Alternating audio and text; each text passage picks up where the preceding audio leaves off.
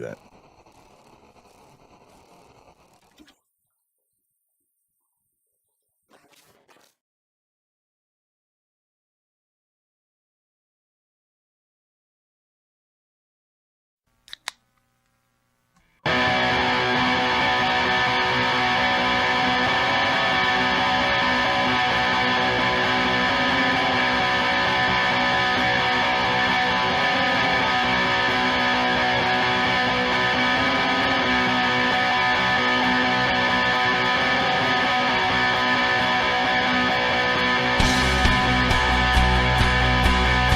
Welcome to the From the 108 podcast, starring the drunk uncles of White Sox Twitter. He's a Twitter-like whore, an Instagram thirst trap, and your grandma's guilty pleasure, BeefLoaf. A West Coast attitude in a decidedly Midwest body, MySoxSummer. And your host, he's sharing obscure music thoughts to give you time to hit the bathroom, Chorizy-E.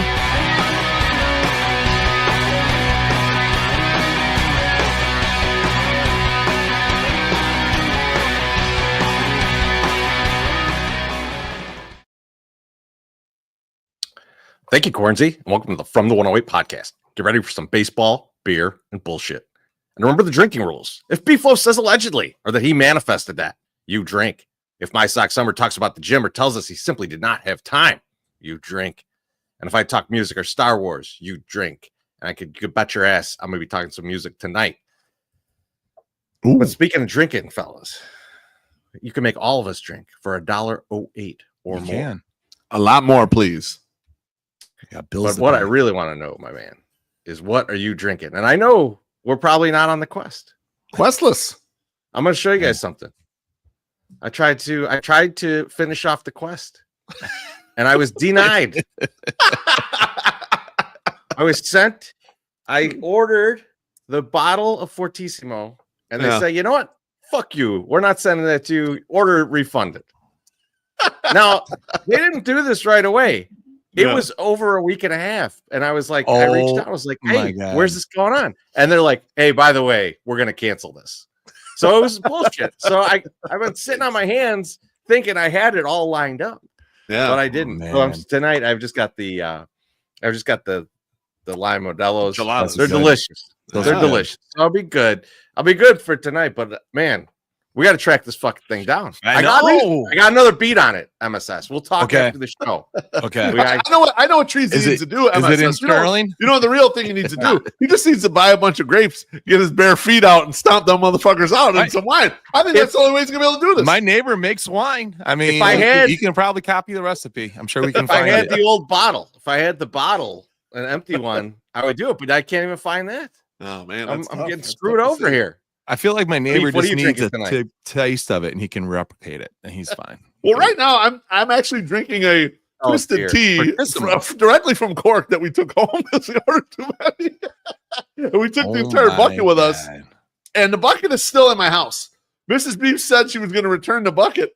Now she's off on a girls' trip, and the bucket's still hanging around the house. So I'm hitting a twisted tea right now. We only have one left. We drank a bunch of them already.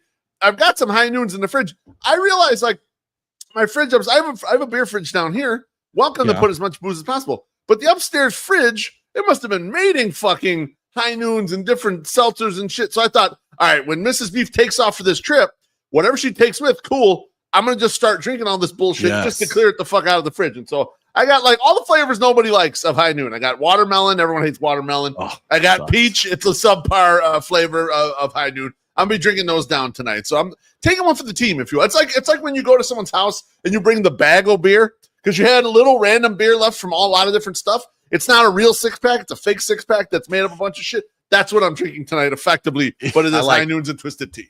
That's good for you. Good for you. I like this. I like this terrible mishmash of bullshit you're drinking. Right. MSS.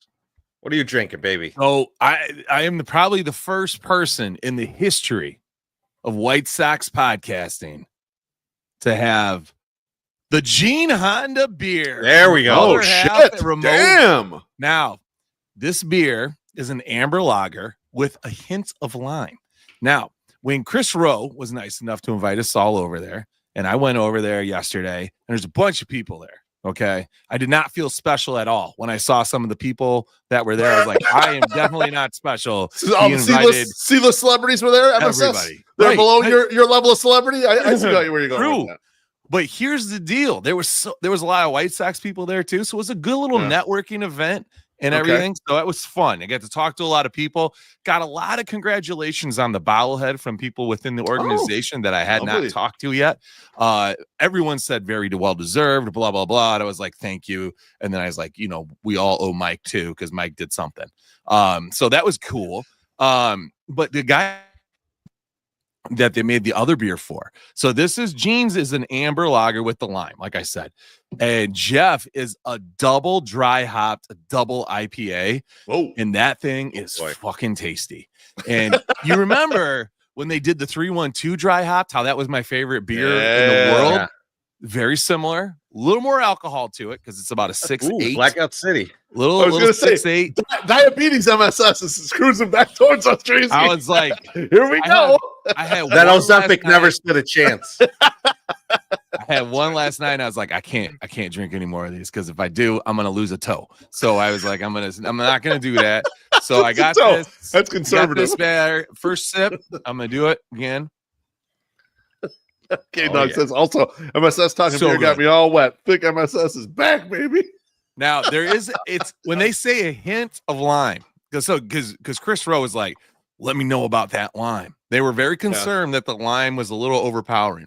And I was like, brother, rest in peace, Hulk. You stop. I knew he was gonna start with some bullshit. We got one in the comments. Don't ruin it yet. I love the Modelo, but you're drinking tonight with the lime and the salt. Yeah. So you cannot put enough lime in my drink, sir. Okay, absolutely. Yeah, I'm with you. I'm with you on this. Okay, I think I'm gonna put a little salt on the rim of this and then put a real lime in there and see how limey I can get this motherfucker. Attaboy. You know, I think you need MSS, little tahini on that rim. Probably. Yeah. With a little lime. Suckers anyway. Just sucker it up and you go low. And then it'll all set, Man, I got You're talking about Kike. You're talking about Kike Hernandez eating popsicles in the dugout. Holy shit, that was erotic. I heard about that. Hello, friend. Oh man, this is insane. So this is great beer, and thanks to Ramova and other half for and having us out yesterday. And the guys over at Ramova were like, hey, if you think of any other local people that we need to make a beer of, please let us know. They want to make some more local beers to get people excited. So it's like, all right, I will be thinking about that. So, all right. But yeah, that's what I'm having tonight. Speaking of some drinks, we got a couple lined up here, guys. Ooh, let's do it. Barry Bag of Donuts says, first drink. Just got the new hat and then saw it was sold out. So I think I got the last one. Cheers, my friend. Cheers, Barry. Bless you, my friend. Thanks for buying that hat. It's a beautiful hat. He got the Thrasher hat. That's a great one. It's a great design by yours truly. I loved it. I did very hard work. Now, if somebody else comes out with a Thrasher copy design, I am not going to blame them for stealing the art that I stole from someone else and then say that was my original idea. No, it wasn't, because somebody had already created it and I stole it. So that's how it works. Our guy Gabriel says, cheers for Hogan. R.I.P. R.I.P. Hogan. Cheers, Gabriel. Cheers, Gabriel. Thank you for the drink. And Hulk. I mean, pre-racist Hulk.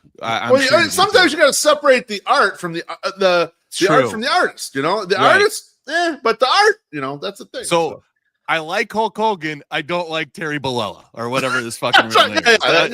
Yes, basically. Right. Where are you on Thunderlips, though? That's the question. all the way in. No? He wore a derby, so I'm in. He had a derby. And he was hyped. So I'll take Thunderlips. Thunderlips is okay. He was a bad guy, so that's okay. Our guy Kurt, he says hello from down under. MSS, I have love you. Oh, exciting biz opportunity for you. We'll DM. Excited. I thought it was an exiting biz opportunity. I was like, oh no, is he gonna kill MSS? Please don't kill me. MSS moving to Australia. Let's go, baby. I will. Come on, baby. We'll see. We'll see. He said it's called the Thunder Down Under. The Thunder Down Under. We heard about your BWC. Thank you, baby. Let me just get to this real quick. I see Jackie is in the comments flexing. She says, "Hi friends, I'm on an airplane right now." Isn't that interesting? Wow. And the name of the show title today, and I just make up random show titles with players' names in it, is Kyle Teel broke his cherry. And she says, returning from him, witnessed Kyle Teel's first home run. She was there when the cherry was broken. So that's impressive. Very nice down there in Tampa. So good to know. Our White Sox Twitter people keeping the streak going, keeping the good vibes going down there. I love very impressive. Very impressive. Drink from Jerry O'Sullivan. He says, "Cheers, boys. I'm going old school Monday, old sod Monday. Ooh. Expect lots of Guinness." Love it. Hashtag 108. Oh, all right, Jerry. Excited. I don't know what that means, but I love it, Jerry. I'm in. Oh, yeah, Jer. Fuck yeah. Let's go, Thanks, baby. Jer. A lot of Guinness sounds good to me. I don't know. I texted our guy Jer yesterday because I found something at the thrift store that we might talk about during the next segment. Beautiful. Beef, how you doing tonight, buddy? I'm good, boys. Let me tell you, I was at a work happy hour before this, and people were predicting that I might show up late, might show up completely hammered. I just want to let you guys know I am neither. I drank responsibly at the happy hour, came back, made Bonita dinner, made a dinner for Bonita and I, and we watched some of the Ocean Gate documentary, but I didn't get all the way through it yet, so nothing to comment there. You guys are the extroverts of this group right here. I'm the only introvert out of the three of us, and so sometimes I need to talk to you guys about things that happen socially and what's the expectation of what you do here. Right. I ran into a situation. This was a couple weeks ago, and I'm not going to name any names of the people involved, but you run into people and you talk to people or whatever. And I'm having a conversation, kind of half a conversation, a little bit of a discussion with someone, and I'm not paying that close attention to them initially. We're just talking. But then when I got a good look at the person during the discussion, I could tell that in their right nostril, they had a huge fucking booger. Why didn't you tell me? Hang on. This booger was hanging out where I was like, someone from the side could definitely see this. This is like a very visible boog. Now, I clenched up. I didn't say anything. I didn't alert the person to this. And I was telling Mrs. Beef afterwards, I realized I think you got to be a certain level of friend with someone to alert them to the boog, even if it's potentially embarrassing, because at some point it becomes none of your business. Chorizy, where are you at with the boog? Should you 100% of the time alert people to the boog that's out there? Are there certain rules to alert it? How do you do like the nose thing? Like, oh, hey, and don't say it, don't verbalize it. How do you do this? Man. All right. Here's the problem. This is asking me is not good. No, you're an asshole.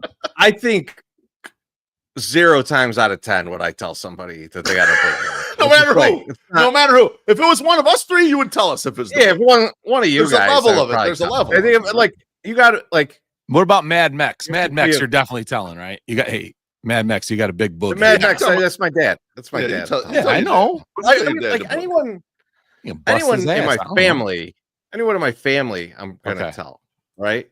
And then like I think some close personal friends, I would tell.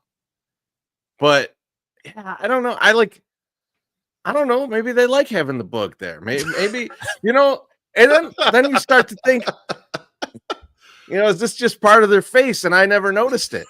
And I'm gonna go like, oh yeah, he got something there, and it's like, it's my mole. I've always had that. fuck you, Chorizy, you asshole, you inconsiderate prick. So the comments are on fire right now. Someone to send them a text. I don't know if I have their number. This is not someone whose number I had, so I did not send them a text. Jackie says, I would 100% pull them aside and discreetly tell them. I think it's actually a dick move not to. I'm a dick. You are a dick. It's not my problem. Actually, you know what? I want to push back very strong on this. I hear what Jackie's saying. It was not. I didn't put the booger there. All right, I am not a dick. She's not they put their own fucking booger there, so it's at least partially their fault. Come on. It is. Not only that. This isn't like a one-on-one conversation, right? No, this is this is like a pretty quick, like a little something, and then moving along. It's not like we were engaged in a long-term thing. This was a short, a little bit back and forth, and it's over kind of thing. And then I just happened at the very end, I noticed the blazing boog. There is. Yeah. I think you have to tell them, and I would tell somebody if they had would tell. Boog, be like, yo, You got Big Boog hanging out, man. You got a cave, bro. I say it very discreetly. I also tell Gabriel about 3 times a week if there's a lot of games. Go zip up your fly. You know, like you're gonna scare some women around here. That's different. And we don't need that around here. Okay? You don't need the hog flowing out. I don't need that. That's a little different, gigantic. Problem, but I hear you know, but I was like, I there's a thing though, Loaf, and because we were around a lot of people last weekend, and we had to talk to people, yes. and be social. There is a thing where there's a guy can be talking to you, and if he's fucking with his nose, it gets right up in my fucking head. Believe that something's I got a boogie hanging, so now I'm like, I gotta fucking check. And then I took a lot of edibles this weekend too, so I forget that I'd already checked, and then I gotta go check again. And I was like, we're both like going like this. Everyone's probably like, dude, MySoxSummer and that guy over there doing tons of cocaine. Where is this cocaine? Why is he not mystery bag? Was it mystery bag? It was not. I didn't see that there, but it wouldn't surprise me if they met up in the bathroom and never came out to the rest of them. No, I thought about that too, MSS. Like, do you do the nose thing just to like try to tell someone that they got, you know? I don't know. It's like, but I have a huge nose anyway, and it's so it could just might not think nothing of it, you know. Like, so I don't know if it even fucking works. So anyway, I had all sorts of. I'm glad to get some input. MSS would 100% do it. Chorizy, you're a non. I'm not a helpful person in general. So like, I'd be like, not a helpful person. It's okay. Jesus fucking Christ. Fair enough. The comments mostly seem to think I'm an asshole for not. If you don't know someone that well, though, or you're not like buddy with them, and you're gonna just randomly tell a person they got a fucking big booger in their nose. I mean, like that's kind of a weird. That's a weird. You know what? It's a little too personal, in my opinion. I don't know. Loaf, if it's some random ass stranger that just happens to be standing by me or something, no, I'm not going to tell them. But if it's somebody I know, I'm definitely going to tell them. Like I've met them before, or somebody just introduced. Okay. Like if they're friends of a friend, you know, like, hey, this is my friend from Pittsburgh that met up with the Chet, you know, or whatever. Then I would tell the friend and say, hey, tell your friend they got a boogie hanging. I guess too. How big has it got to be? Like, before you say. Because that's a good point, Chorizy. Because if it's just a little tiny one that's way back there, I mean that doesn't seem like it's none of my business. This one would have crossed the line into impoliteness. Like, you know what, it was the size. Like if you had food very close to this person, very nervous that the book is flying at you. Like I'm very nervous about that. Now, where are the comments at in like pulling it out for them? Just let me get that for you. Hang on, let me with your tongue. Hold still. Hey, let me get in there. I'm gonna suck this one out. Just got a couple drinks. By the way, I had no idea going to the old sod meant Ireland, but hey, have fun in Ireland, Cherry. That sounds awesome. Awesome. Barry Bag of Donuts says, I'm drunk, haven't even opened the vodka yet. Wow. Gonna say some dumb shit tonight, letting the mustache grow, and I might keep it. Oh my god. There's a lot. There's a lot to unpack there, Barry. I love it, man. Cheers. Fucking right, Barry. Thank you, man. I like mustachioed Barry Bag of Donuts. I think that would be a good addition to the whole thing you got going, Barry. That's gonna be a hot look, baby. K-Dog says Hulk Hogan / Elvis are interchangeable in the Public Enemy lyrics. Nice. Motherfuck him and John Wayne. Yeah. Yep. Thank you, K-Dog. I can't disagree. So thank you. MSS, how you doing tonight? It was weird that Hogan, like, remember when his son Nick wrecked a car and like it totally fucked this other guy up too, and the other guy was in the hospital, and Hogan like talked trash on the kid. It was like, oh man, he was a crazy one. You know, he was always drinking, he was always drugging. The guy's like fighting for his life in the hospital, and Hulk Hogan is saying it's possibly his fault too. You know, or like it's not every ancillary story about Hulk Hogan. He's a huge asshole. He's the total ass. Fucking Bubba the Love Sponge's wife and all kinds of shit. Like I know, even though Peter Teel got him out of all that, and then I get the reason why he was exonerated from that or whatever. He was, his personal whatever. Yeah. But he's being a dickhead in that as well. Like it's fucked up too. Like he's just fucking with the people from Gawker. He's like, I'm gonna ruin you. Yeah. No, it was Hulk was just the player in that game. He was the player in that. Yeah. He's he like the pawn in the he went full heel then after that. Like he's been full heel ever since. But Yeah, it's weird. It's a weird thing because again, he is responsible for a lot of like good childhood memory ish type things. Like those WrestleManias were great and it was fun to watch that shit. But all you're talking about is the ice cream bar, you motherfucker. I know. This is all ice cream bar related. This is all ice cream bar related. I hardly ever got the actual ice cream man that had them to come around. So it was not even. It was a figment of my imagination. MSS over here lying that he was at the Pontiac Silverdome for WrestleMania 3. I wish I was. Oh man, I never missed a WrestleMania. AKA, I never missed a WrestleMania bar. It was so bad, so badly wanted to that go was to his nickname, WrestleMania bar when he was in 6th grade. I've never been to a live wrestling thing. I don't think I ever need to go. So we'll see. Maybe if I have a grandson sometime and I'm still alive. But the way people are getting clipped out here, I don't know. I might get Killer Reed before we get to that point. So anyway, man, what do you know? I'm doing good. I'm doing pretty good tonight, Chorizy. Something that's been coming up recently with all the death. Okay, there's tons of death. Hello. The first guy we honored last week. And it's a groups, and we're associated with groups within this, of the White Sox Twitter, White Sox bobblehead groups. I'm all over this stuff. And one thing that kind of keeps occurring is now that Bobby is gone, people are up in our groups going looking for a Bobby Jenks. Okay, and that's normal, right? Like people. After a person dies, they're like, you know what? I would like to purchase some of the stuff from this guy. And I'm okay with that. Like people get excited. You know, I'm sure Ozzy merch was going crazy today. People are buying autographs and whatever. Hulk Hogan, now like probably going nuts. And also Ryan Sandberg is not doing very well. And although he's in bad shape, he does a through the mail signings like constantly. He started sending them back to people. So they like it's probably grim. But his autographs are insanely high on the third party on the eBay. So I've been seeing people ask for Jenks, and I told you guys I sold a couple bobbleheads for way more than what I had them for originally. Because I'm like, listen, this is a chance. I'm going to sell this. No one cared about it 8 months ago. Yeah. Now they really care about it, and they're willing to pay for it. And a guy in our group responded to the guy looking for the Bobby Jenks and says, be careful, my man. Everyone was jacking up the price because of his passing and exploiting it. And the guy that made the post goes, it's insane. And then Edgar, who's a big time collector, the guy that we run into all the time at the garage sales, says, I would say that was caused by supply and demand. It was always available before him passing away, but it took this to see his true value. And I said, I agree. And I say, if you wait a bit and the demand will go back down, as will the prices. And I'm going to stand by that. Like people are paying the most they ever will for something right now. Yep. And I don't fault the person. And I am the guy selling some of this stuff, but like, I don't fault the seller and I don't fault the buyer because the buyer has waited until this moment to decide this is when I need to buy the Bobby Jenks autograph bobblehead that MySoxSummer had listed for $85 2 years ago that I didn't buy.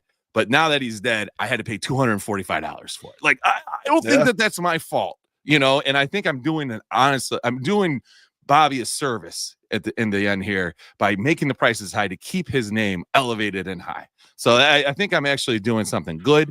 And I just wanted to get that off my chest and make sure that everybody knew that it was okay.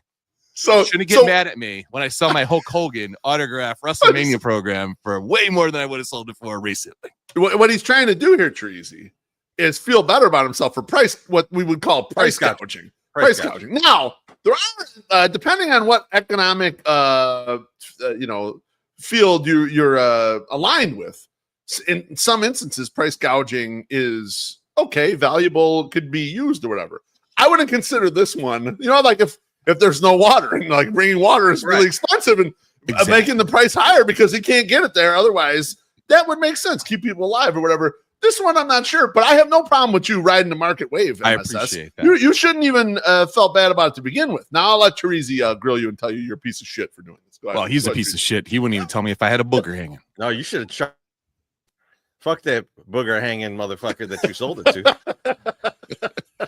I saw some other shit too where people were talking about the Mac Miller stuff because we went and I was looking for Polish with extra onions, our friend. His daughter wanted one of the shirts from the Mac Miller stuff. And I was over by the team store when it went on sale. And I'm like, absolutely, I'll go over there.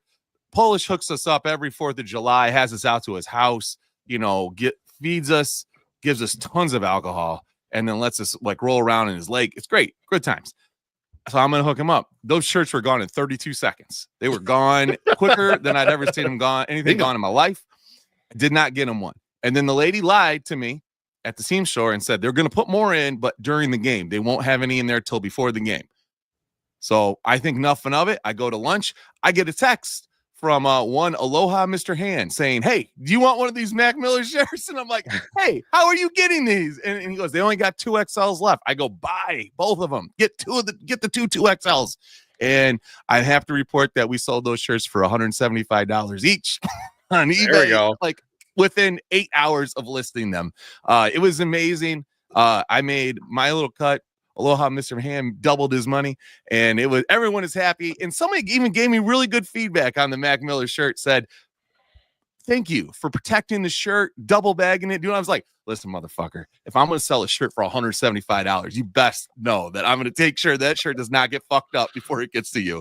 So, hey, cheers, everybody. Let's all make some money up for people. His own feedback into the thing. Oh, you should see it. I should do it. Jackie says, we just landed and I'm going to stand up before the frail old lady behind me, but would still tell her if she had a booger. Bullshit. I don't believe this at all. I'm sure Jackie's helping her get her bag down too. She's going to let that old lady pull that thing right down into her own face. Right in her head. Chorizo. This drink here from our guy CJ. CJ says, "My Iron Sheik beat up Hulk Hogan in hell. Make him humble forever. Cheers, everyone. We crush the cold beers at the park very soon." Hell yeah, CJ. Let's go, baby. Sounds good, Bubba. Chorizo, how are you doing tonight, sir? I'm doing good, man. I got a few things for you.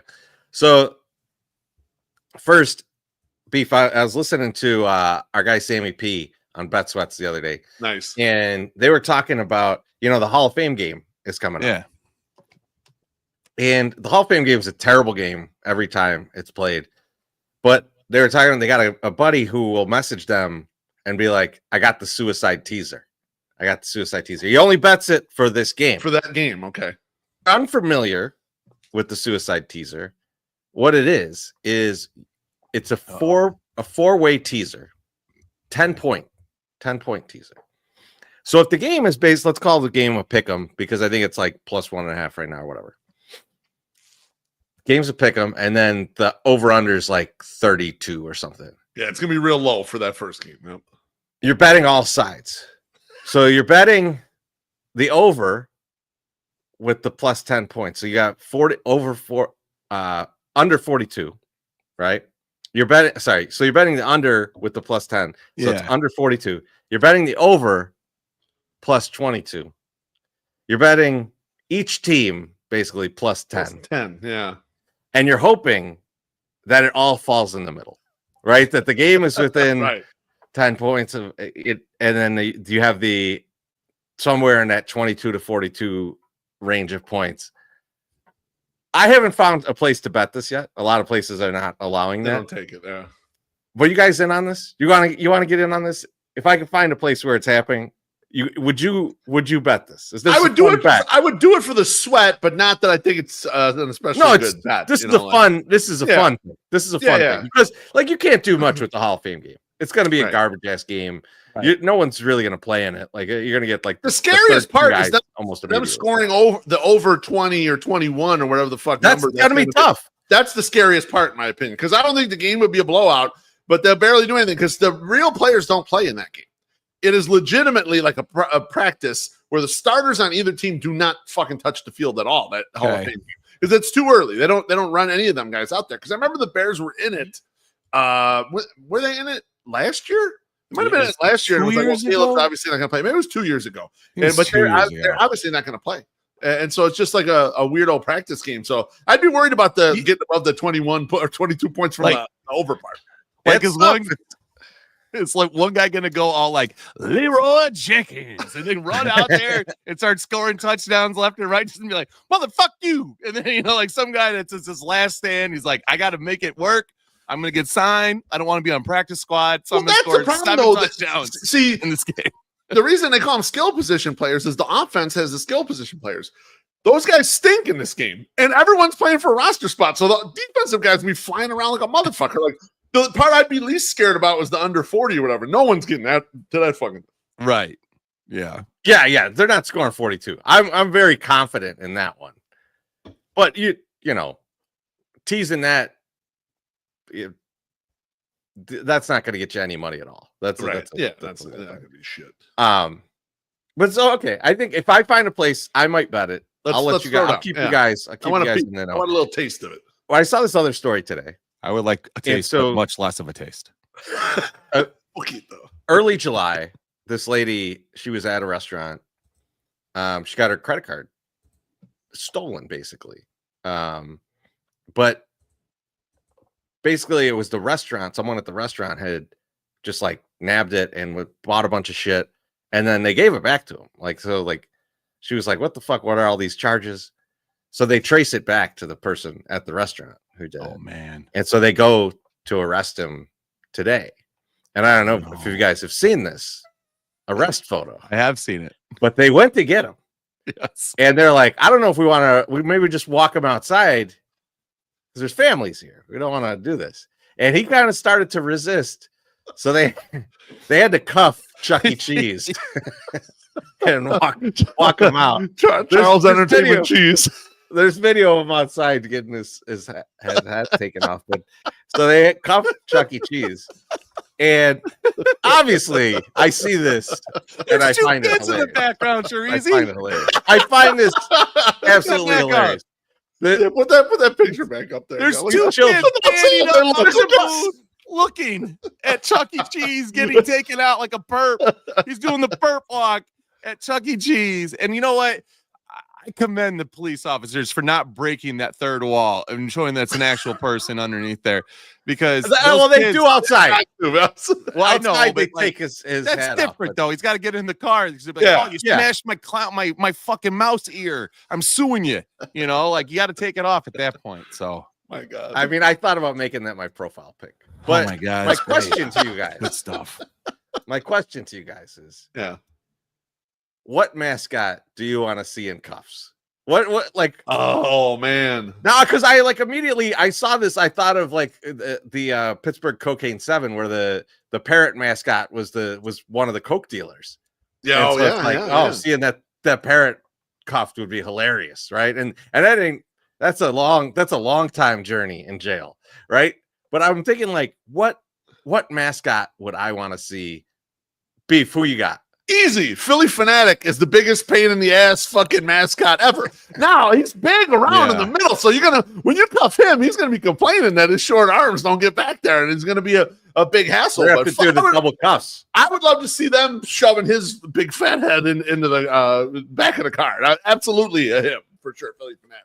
Man, I think it just immediately comes in my head. The Padre from the Padres, just for like all the kids and everything, like lock that priest guy up, the weirdo with the weird haircut, like with the robe, like get him locked up and put in jail. Now it's about time the Hamburglar goes to prison. He's not a mascot, so that didn't really work. A long time, crazy time for him to go back in. I did want to say that I did want Grimace to get arrested because he's got those little arms. So it's like just the pure comedy of like trying to get this thing around his fat body with his little arms would be great. Like, well, it would be funny to see Grimace. Seen the original? Too. You ever seen the original Grimace? The original Grimace has like 4 arms. No, and he's evil. Oh, yeah, these are like I did not know very that. Old commercials. Very old commercial. Grimace was a bad guy before they reshaped him as like a beautiful butt plug. Like this, it was in the old commercials where they told you don't even have to tip when you're at McDonald's. That's a different one. That's a different one. It's also not the McNugget training video, which is maybe a little racist. A little bit, poquito. I was thinking about the shit. Yes, he's like a goofy looking caterpillar motherfucker. The Stanford tree. Yeah, I was thinking of the Jewel mascot, that one-eyed thing. Oh, the only time I ever see it is when it's like Southpaw's birthday.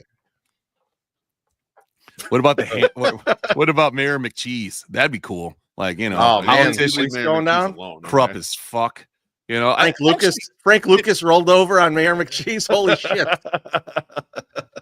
Oh man, the Oregon Duck. Oh man, for impersonating Donald Duck. You're gonna break Luke's little heart. Don't do that. Timothy Maher's right. This was a episode of Sopranos, but featured the guy from Doogie Howser and the pretty Serbian lady. This is very unexpected. Yeah, Benny Fazio. He was pulling that shit in Artie's restaurant. They were stealing the credit card numbers and caught a bunch of fraudulent charges or whatever. This exact same gambit here. Can't believe Charles Entertainment Cheese was doing that shit, man. You think you know a guy, but you don't apparently. I like this comment from Chorizy too. Many years ago, I was working a Captain Morgan promo at a bar in LA, and our captain got arrested. That's awesome. He's like, where's your roommate at right now? He's like, oh, he's working, up at the bar. He's Captain Morgan. We're gonna go get that motherfucker right now. like the public is at risk. I want to know what this guy did. What did he do? You were the roommate. You were doing that like Brad Pitt in True Romance. It's over there. What was Brad Pitt's name in that fucking movie? I don't remember. Oh, I don't remember. He's a good one too. Because he gets all mad because he's listening, he's reading the letter and he's taking his shit. And he's like, Kyle, where's the band? Whatever. I don't know what his name is. Man, fuck.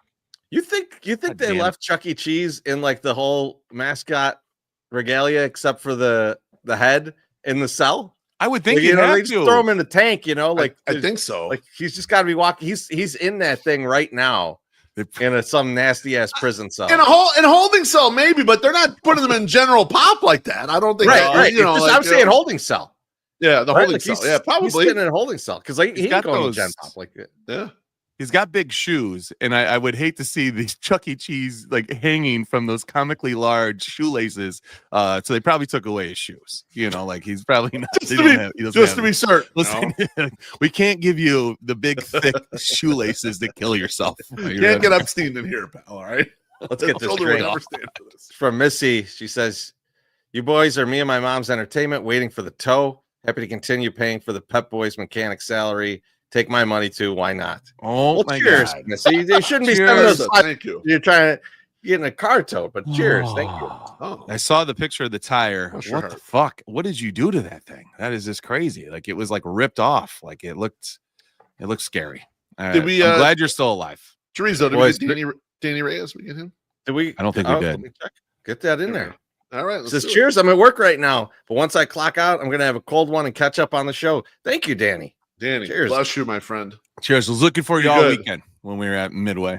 I was like, where's Danny, man? Where's Danny? Is Danny getting my bag? Nope, wasn't doing it. So, fellas, real quick, need to update. Yes, season-long bets. We've turned the corner. We're not looking at the pacing anymore. White Sox, we have over 49.5 wins. Yep. We need 13 wins, baby.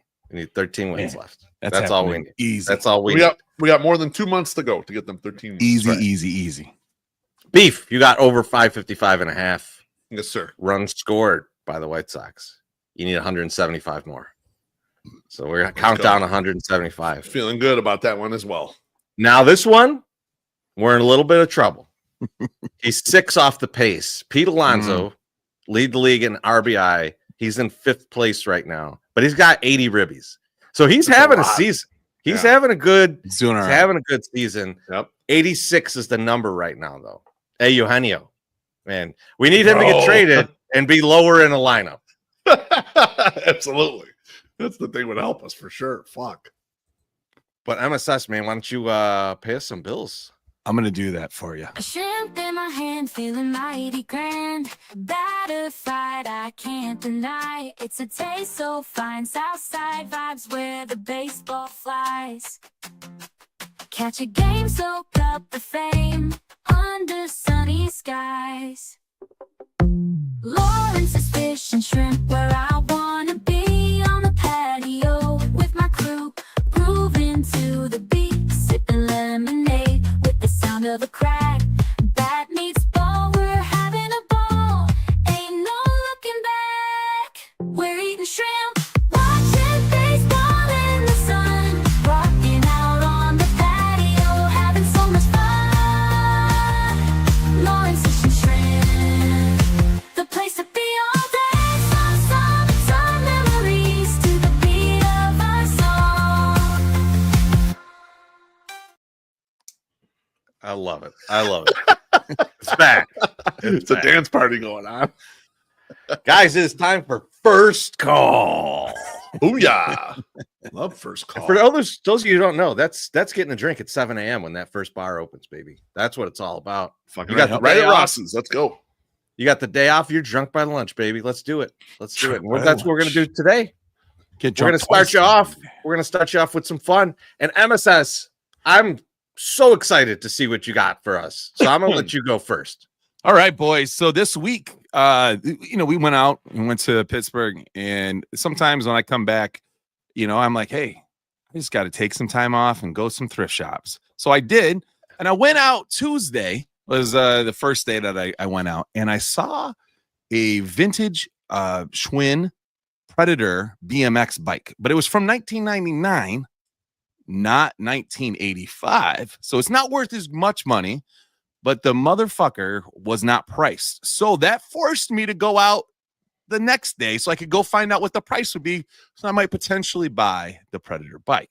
I did not, because those motherfuckers were trying to sell it for me for like $65. I was like, I can't make any money on this. I don't even know if it will sell.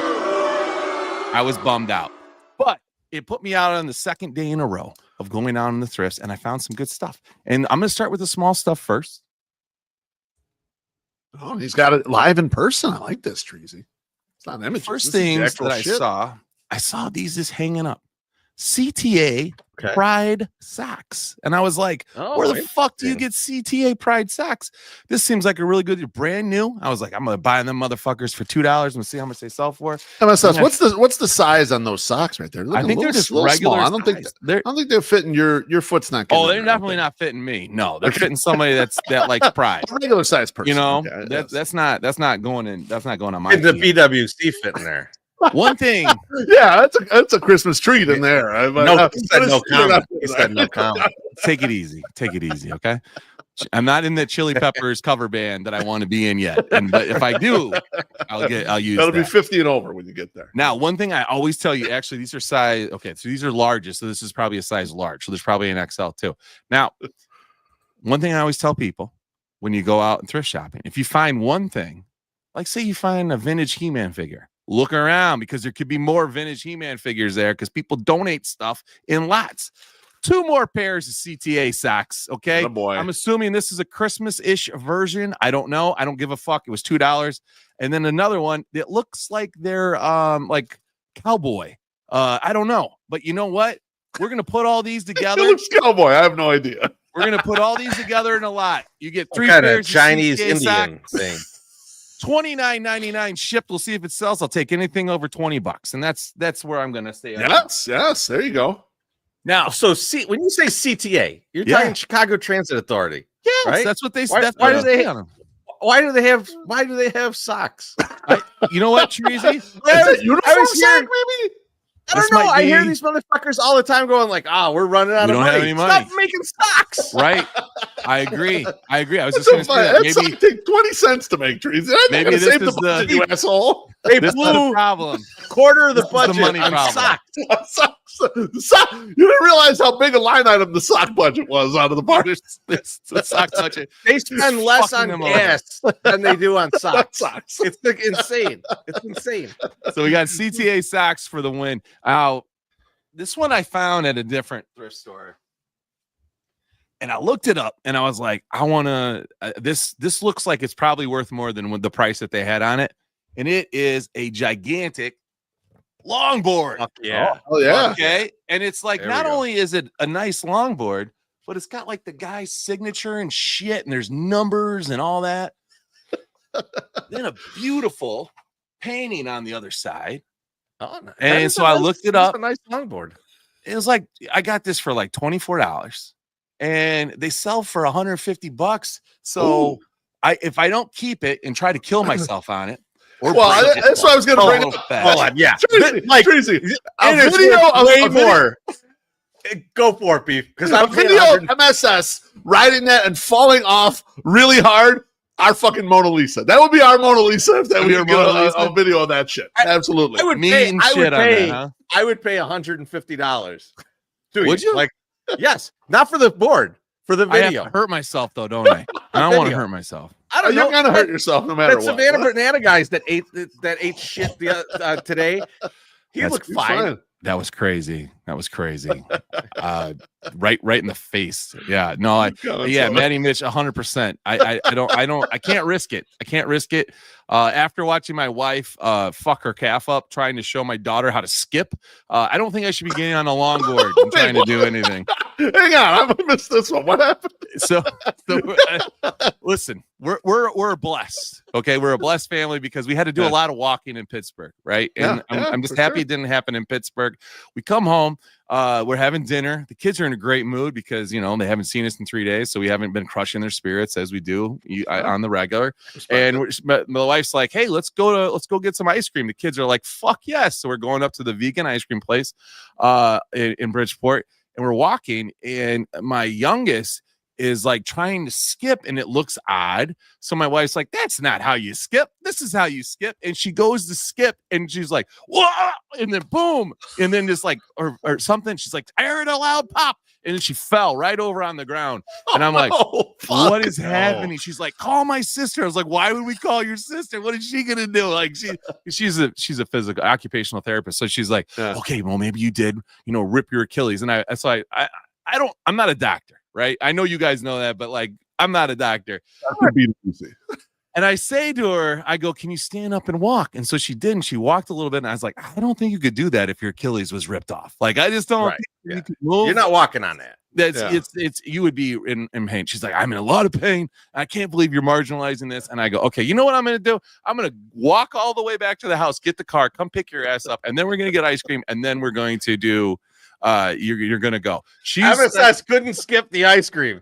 Unbelievable. No, why do I ask you, did the ice cream fix it, MSS? Your wife better after the ice cream. She's like, "I feel much better." She didn't even want any. That was the thing. Wow. That's how I knew she was really hurt. Yeah, she was like, "I don't want." She's staring at me right now too. And she's like, "I know she didn't want it." It was not my idea to go get ice cream, but I would have had two more women totally pissed and mad in the car. So I was like, we need to go get the ice cream. And so also he loves ice cream, Teresa. I do love ice cream. This is the real reason. And they have the candy coat there that you can put on the fucking soft serves. I'm fucking just the great shit. I love that. Yes. So anyway, I know your ankle hurts, but I need the candy coat. Like, what the fuck? I picked her up and we went over there. And then in true my kid fashion, like, it's ice cream day. So there's soft serves are $2. The ice cream sandwiches that my daughter was like, "These are too big. I can't eat all these," were $2. And dipped cones, or dipped ice cream bars with the chocolate or cherry or caramel. Nice. All $2 each. That's nice. My kids are like, "Give me the vegan Blizzard copy thing that was $6 for the extra small." I'm like, "Fucking A, let's do it. Let's just get crazy. Let's get crazy now. Like just spend all the money." So we did that. The kids, and actually my daughter came to me afterwards, the older one, and goes, "Yeah, that wasn't as good as I thought it was going to be. Next time I'm getting the ice cream sandwich." I was like, thank you. But anyway, so we all that went well. Just a strained muscle in the calf. So she's okay. She's walking around a lot slower. But she's okay. But thankfully it did not happen in Pittsburgh. We were able to walk all over fucking crazy town over there. Fun times. But yeah, so we're good. Next up, I found this. Oh, there's more. I'm a sucker for flags. Okay, I love flags, and if I don't know what the flag is, I love them even more. MSS, don't show a big Confederate flag during the show. No. I know what that is. Oh, there's some people on Sox Twitter that would take that shit too. I'll buy that right off you. People would sell. You can sell the shit out of it. Yeah. Not just a Sox Twitter, but just in general. So I see this flag. Sox Twitter. Okay. It says Q1. Q1. Now, this is like 5 foot by 4 foot flag. I mean, or like maybe even bigger. It might be 6 by 4. It's a huge ass flag. And I'm like, what the fuck is Q1? What does a Q1 mean? I look it up. I can't find any solds on eBay or nothing. So I'm like, all right, well, I'm going to Google Q1 flag. You know what it is?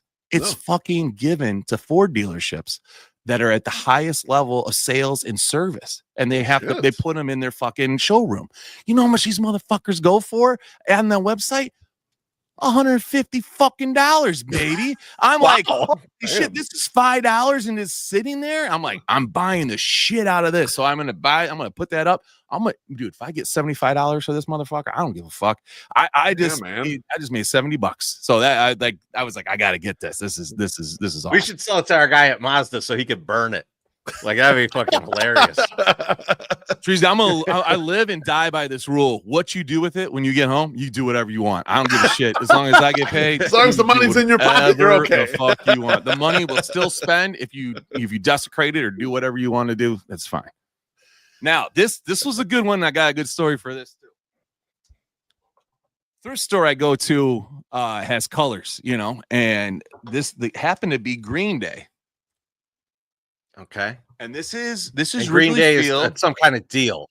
Some kind of deal. It's got see how there's a green price tag on there? Yeah, I see it up there in the corner. There's a green price tag on there. Now this picture was taken on 8/8/88.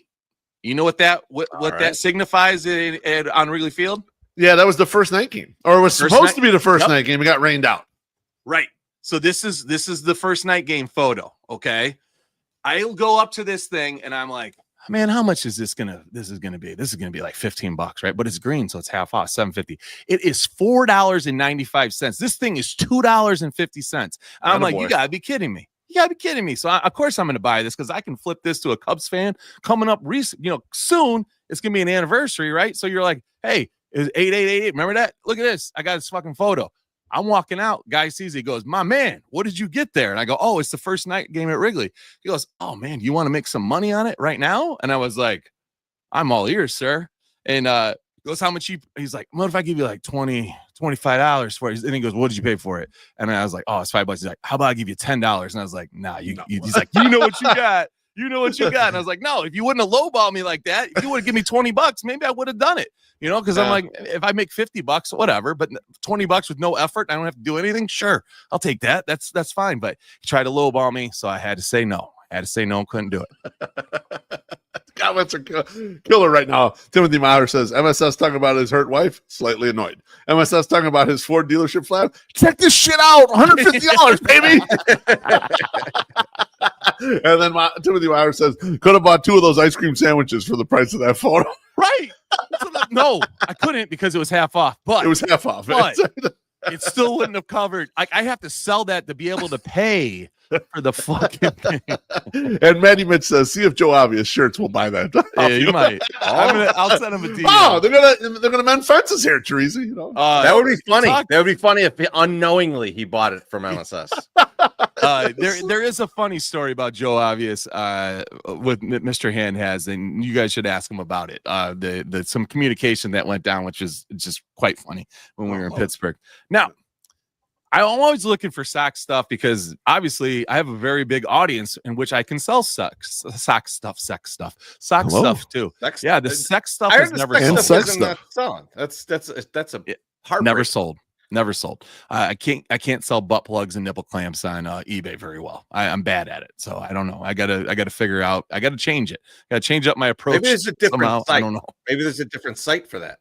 Maybe bundle them with the Pride socks. I don't know. Maybe I can be like Pride socks and a ball gag. Who knows? I don't know. So I'm always looking for sock stuff. I come upon a little jacket. Now, normally, this is not something that I would buy because it's old. It seems a little. It's very well worn. Okay. But it's short sleeve. So I'm like, okay. I go and look at the tag. Oh my God. What is this on the tag? And there's a name right there. And it says, that's a Herm? Herm. That's right, motherfuckers. This is Herm Schneider's fucking jacket that he's worn on the field. Now, is there a mark? It's a game worn Herm. Look at this. There's him wearing, which I expect is the actual jacket that I am holding in my hands. Incredible. Herm game used jacket. Okay. Now, I don't know if there's a market. I don't know if people are excited about this, but there's 2005 implications with this jacket. Not that, it's just game worn by him, so I think another option to put the ball gag with. Yes. I think you need a butt plug and a Herm jacket. I got you covered. Okay. Loaf, I don't know if you heard, but this had a little tag in there. It's a 2XL. It was Fat Herm. Wow. Fat Herm's jacket. And I went and perused the internet, and there he is looking at Gordon Beckham's shoulder in the jacket. I'm assuming exactly the same jacket is in my left hand right now. And there was another one of him. As fat as that monster was, I'd barely fit in that jacket. He also. I mean, when I realized I'm looking at that picture, Tracy. He's got the 2X, and I'm looking at him. I'm like, I wouldn't even be able to get in his 2X jacket. I'm so. Oh, fat. I bet you could. You could put on the Herm jacket. So I was like, I have to buy this, and it wasn't ridiculously expensive. It was like $12 or something. But like, I was like, I have to get it just because the story's good. And if you pay $12 for a good content like I just did, that's fun. Now. That would have been the coup d'etat. That would have been the top of the charts item that I have found the last couple of days. But when I went back yesterday and was going through and looking for stuff, I was going through, jerseys. They have one store has a whole aisle of all the good shit, right? They're like, this is good shit, so they put it over there. It's got the sign up there, trees, that says good shit. This says good shit. No, but it's got like the jerseys, it's got all that stuff, right? A lot of fakes, a lot of China jerseys, a lot of everything. So I've seen all sorts of stuff. Now I'm going through and I see, jersey material, and I'm like, well, that's interesting. It's an Arizona State jersey. I'm like, why is there an Arizona State jersey?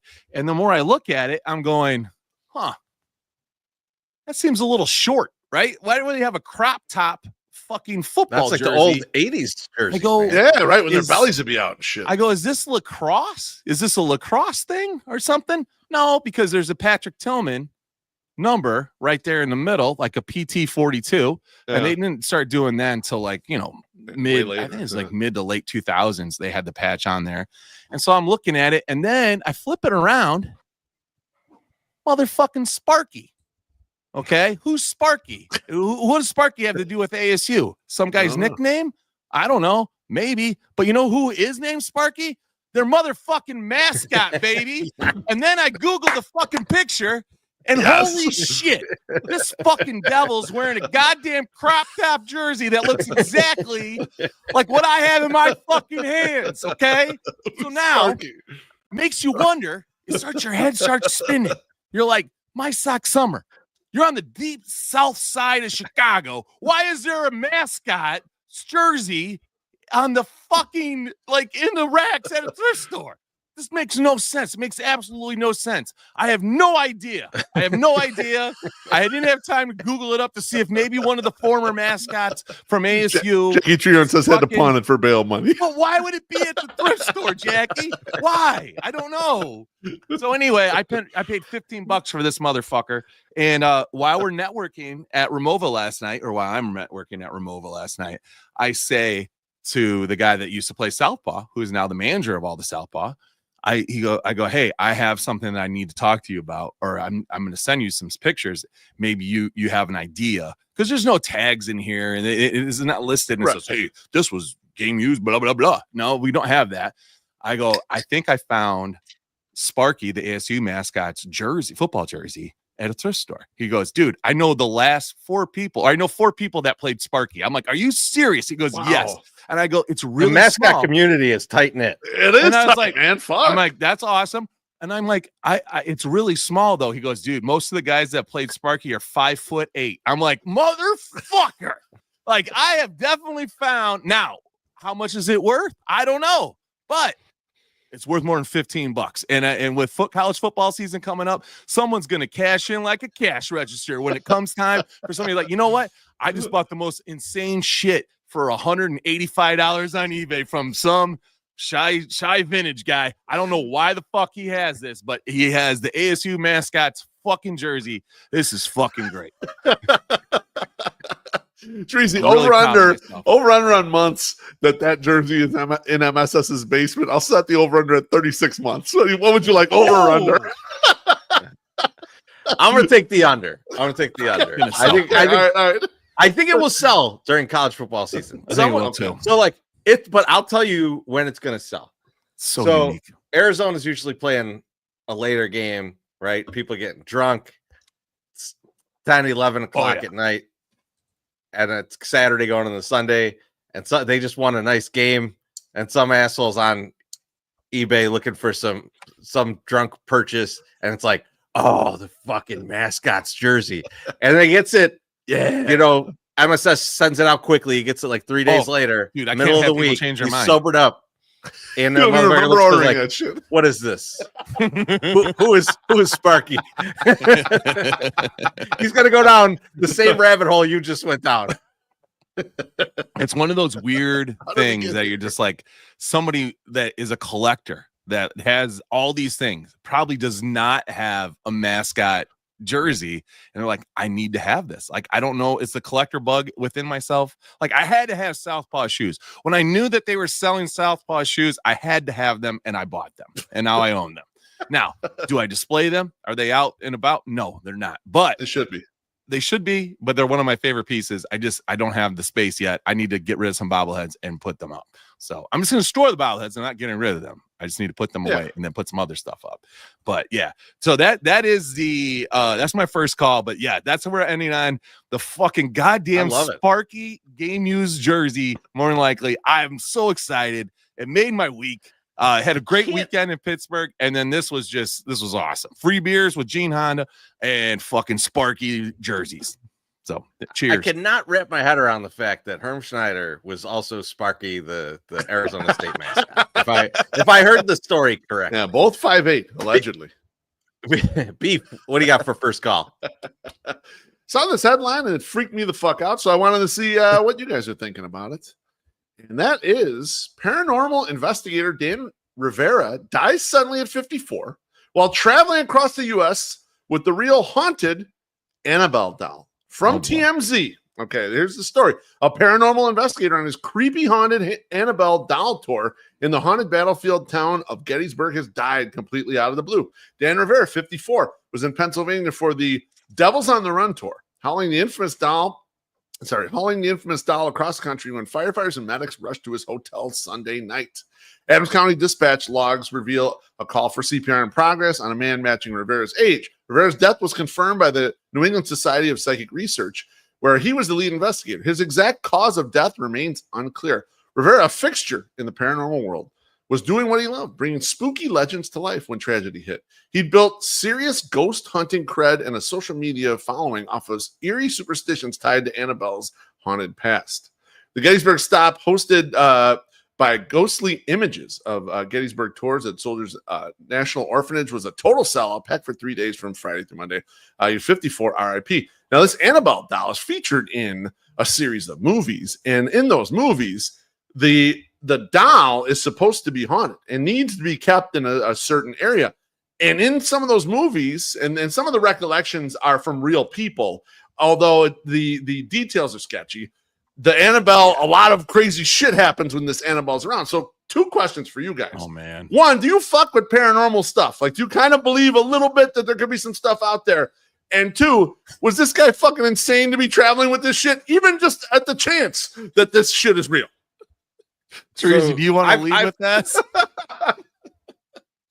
Believe it or not, Beef, I've watched, and I think I showed it to you one time. You watched, man? I think I showed it to you and Bonita.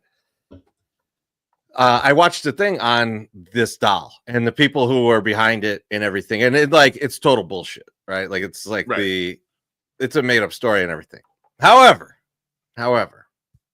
I don't disagree that there's some weird shit out there. Now, whether it is like, demons and shit like that, I've got a lot of thoughts on that, and I don't think we need to go down those rabbit holes. But like it's not out of the realm of possibility to me that there's like some kind of interdimensional type of shit where, it's like, here's one that I'll give you that I think is interesting. Is that, Sasquatch is not fake, but it's in fact an interdimensional being. And so that's why you only see it like little glimpses and then you never see it again. Yeah. Or the New Jersey Devil is in that, in that realm. Those types of things. I like to think about that. I think it's interesting to think about like that. If there were multiple dimensions and like, how would that work? And it's interesting to me. So I think about stuff like that. In this particular case, what I was thinking was if I were an evil doll and someone's traveling around with the bullshit bogus doll, I'm killing this motherfucker because there's a patsy right in the car. Like someone else is taking the blame for this, and me, like the Chucky, because Chucky doll is real. That I get away with it, right? Like, so I think I get what happened here. I would put my money on different haunted doll killed him. Yeah, Timothy Meyer, pull that back up again. MSI says supposed to keep down certain places, and those certain places are not somewhere on US Route 30, about 20 miles south of there. Yeah, in general, in these movies, I mean, if you believe any of this kind of a culture, is that they would keep a lot of these things in a blessed room with a lot of religious artifacts in and around them to kind of protect them from getting the fuck out of that room or doing any hijinks or whatever. And obviously, that part all sounds really hokey. But strange things occurring. Like I'm not 100% in that, but I kind of like believe there is a little something there. I mean, like even when we were kids, I'm pretty sure that our grandparents' home in Niagara Falls had some ghosts, and there was more than one people that were like, yeah, some weird shit happened here that was like unexplainable, and like, so I'm pro that there goes. Now I don't necessarily believe that they're like all evil or anything. They're just fucking roaming around and shit, but. This really fucked with me because I had seen the movie already, and then this bastard is carrying the doll, whether it's not real or not, and he drops dead all of a sudden. It's crazy. It's funny. John Carney brought up Rod Serling in this, and that's part of the interesting thing is like some of these doll legends, a lot of them they sound a lot like an actual Twilight Zone episode with the Talking Tina, like so. Which is a great if you've never seen the Talking Tina episode of Twilight Zone. It's awesome. It's fucking Telly Zavala too, which is just like the cherry on top of like what a great episode it is. But a lot of the stories come from that, and you see this a lot in like a lot of the paranormal stuff, a lot of the alien stuff. Is that like there's certain stories that kind of a lot of them tie back to, where it's like they're pulling stuff from this story, and it's maybe a little lesser known story, and people just embellish on top of it and make it like this, and it's like. Well, yeah, but like when you start picking it apart, it's total bullshit. But Beef, I'm with you in the sense of like there probably is some stuff we just don't understand, and like the interdimensionality of things is what I like to think about because it's something where it's like we don't really understand the physics of our world. Like there's a lot of stuff that like physics explains, and then it's like except in this one case, right? And then it's like, well, then do we really know? So like there's stuff like that where I like to think about it, but I don't like to think about creepy dolls killing me in the middle of the night, so I don't think about that very often. So you assume that's not okay.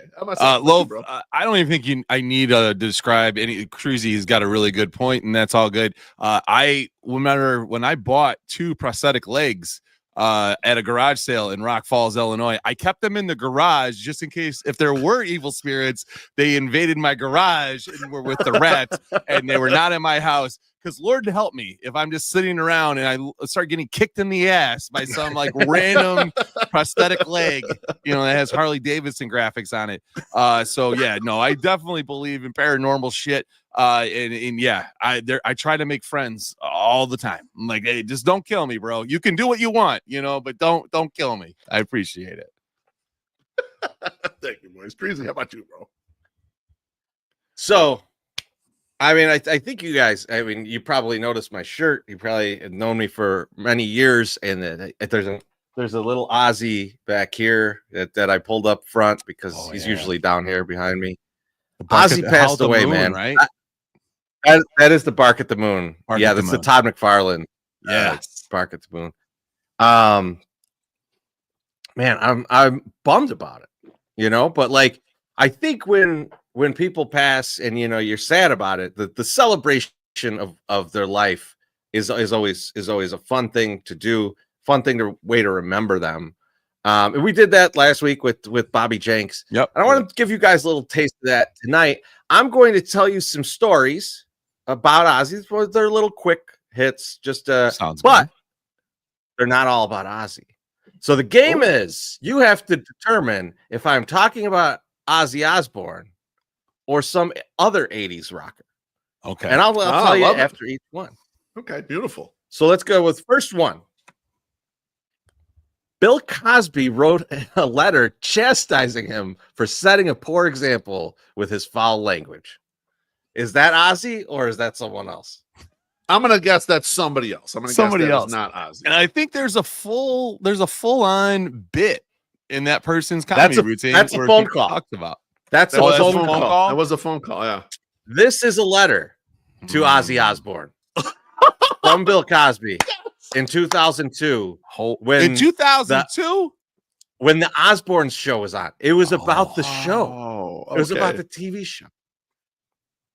Staying in Besides, 2002. I'm like, he's one of the Cosby kids, dude. Staying in 2002. He was invited to the 2002 White House Correspondents' Dinner, and George W. Bush, in his speech, called him out and then said, inviting him might have been a mistake. That one I'd say Ozzy? Was Ozzy Osbourne. Yes, I'd say that was. I'm gonna say it wasn't. It is. He was at the White House. I have no idea why they invited him. I mean, this is during the time of the TV show. I guess like they like reality stars in the White House. I guess I never heard of it, but you know, maybe his daughters wanted him there. Jenna was down. You know, she used to do a much. Maybe W was watching. I'm sure. Yeah, man, he did cocaine too. Think about early '80s coked out W, and he's listening to some Ozzy, man. He's for sure, man. He's air guitar on the Randy Rhodes. Yeah, exactly. Driving drunk, listen to Mama, I'm Coming Home. Yeah, 100%. 100%. All right. One more here. Actually, I got about 3 or 4 more. During a gig, his guitar straddled him on stage while he was holding the mic near his manhood. It was the worst pain I ever felt in my life, he relayed to the interviewer. Ran off stage, pulled my pants down, and there was blood everywhere. I went, oh my God. Never gonna have kids. They rushed me to the hospital. Nurse kept saying, "Who bit you?" Is that Ozzy? I'm gonna say that is not Ozzy Osbourne. Okay. I'm gonna say it is Ozzy Osbourne. It is not Ozzy Osbourne. It's Janie Lane from Warrant. Oh man. Barry had me, not Ozzy there. Man, Barry was at that concert. He was like, "Holy!" He attended to it. He was the medic that attended to Errol Hall. Look at these bloody balls here. Barry was pointing at the guitars. Did that guy bite you? Okay. So, out drunk in Memphis, he had to take a piss. He walked up to a white car and started pissing on it. It was an unmarked police car, and the officer was in it. He was arrested for this. Is that Ozzy or not Ozzy? Yes. 100% Ozzy. Yes. That is 100% Ozzy. That is 100% Ozzy. He got arrested for pissing on the Alamo too, right? He pissed on the Alamo too. This one is even more like, I wouldn't say it's more ridiculous, but like, yeah, he was all fucked up and like walking around the streets of Memphis and just was like walked up to the worst possible car to piss on in the history of pissing on a car. Incredible. All right, here's another one. When a bandmate was attempting to wake him up, he threw a coffee table at him for trying to wake him up. Is that Ozzy? I'm going to say that is Ozzy. I'll say it's Ozzy. I'm going to say it was not Ozzy. It was not. It was Axl Rose threw a coffee. That makes Steven sense. Adler for trying to wake him up. Oh shit! God damn. Yeah. That's like, we'll just go on 2 hours late, man. I'm not fucking with that guy anymore. You do your thing. You Axl. get your sleep, See you, buddy. My brother. Get your rest. One more, and this is obviously in Europe. I'll give you that because they're talking about basically a priest, but they call him a vicar. I don't know. They think it's some kind of holy person, whatever. But he comes over to his house he had just made a cake that was loaded with hashish. And he told his wife, don't feed anyone this cake. This cake is only for me. She was like, fuck him. I'm gonna give this cake to our guest. Gives a big old hunkin' piece of this cake to the vicar. Knocks that motherfucker the fuck out.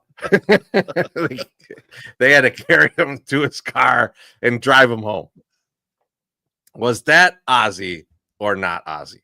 That sounds like Ozzy to me. Yeah, I'm gonna say it is because the hashish, just saying hashish makes me think like older, like yes, Ozzy. Yeah, Jerry, I wasn't saying it because given Church of England gives it away a bit that it is Ozzy. So yeah, the vicar is from Church of England. Yeah, and hold on, let me read this story because this is just fun. When was this? So during an interview, this was a long time ago because it's not even it's not even with Sharon, it's his wife before. Oh, okay. So he says, during an interview with GQ in 2020, the singer who dismissed accusations he was a Satanist by pointing to his membership in the Church of England recalled the time a vicar made a visit to his home after he whipped up a cake spiked with hashish before heading to a local watering hole. He recalled telling his wife not to serve the cake to anyone, only to learn she ignored the instructions after arriving back home following what seemed to be a bit of a bender, saying, I'd made a cake with it. I put it in a tin and went to the pub. And I said to my ex-wife, don't let anyone eat this fucking cake. It will be bad. Anyway, I came back for the pub a few days later, and I did a double take because the vicar was in our house having a cup of tea in the kitchen with a piece of this cake. I hadn't got a driving license, but he was slumped in my kitchen, so I had to drag him out by his hair, push him in the back of his car, drive him to his door, and then walk home. I didn't see him for 2 weeks after that. I thought I'd killed him. Then I saw him in a pub on the Sunday morning, and he said, I must have caught such a dreadful flu at your house. I hallucinated for 3 days and had to miss church. Incredible. It's been going around, mate. Awesome. You're fine. That she's flu got him. It's been going around. Don't worry about it. We all have our own problems. Oh my God. I can't even imagine how much shit was in there that he hallucinated for 3 days. Oh, yeah, man. I do like that Ozzy said he went to the pub and came back a few days later. A few days later. That's some excellent stuff, man. Good stuff, I Chorizy. fucking love it. MSS, why don't you pay some bills? Let's do it. I can tell you all the reasons why Mazda of Orland Park is the best place to buy your next car, but why not let an actual customer tell you about their experience? 10 stars. Showroom was immaculate. No hard sell tactics, no hurried sales pitch, very positive experience. Eric and John were professional, courteous, knowledgeable, and have outstanding customer service skills. Highly recommend this dealership. Want more? Here you go. Excellent customer service from the moment I stepped out of my car and up to the waiting room. Car was serviced and washed in half the time promised. Would highly recommend that Mazda owners consider going to Mazda of Orland Park for their next maintenance check and service. Mazda of Orland Park, home of the Zoom Zoom Nation. 8910 West 159th Street, Orland Park. 708-444-3200. Zoom Zoom. Oh, yeah. All right, guys. I think it's time for a little White Sox talk. Aha. Are you drunk, though? Are you, like, close to drunk? You're not close to drunk, are you? Not quite. But I might be. That's good. I might be. You never know. Might be soon. That's true. All right. So a couple things we wanted to talk about is, first off, the White Sox broke an MLB record, winning their first 4 games out of the All-Star break by more than 5 runs. Yes. Or 5 more runs, I should say.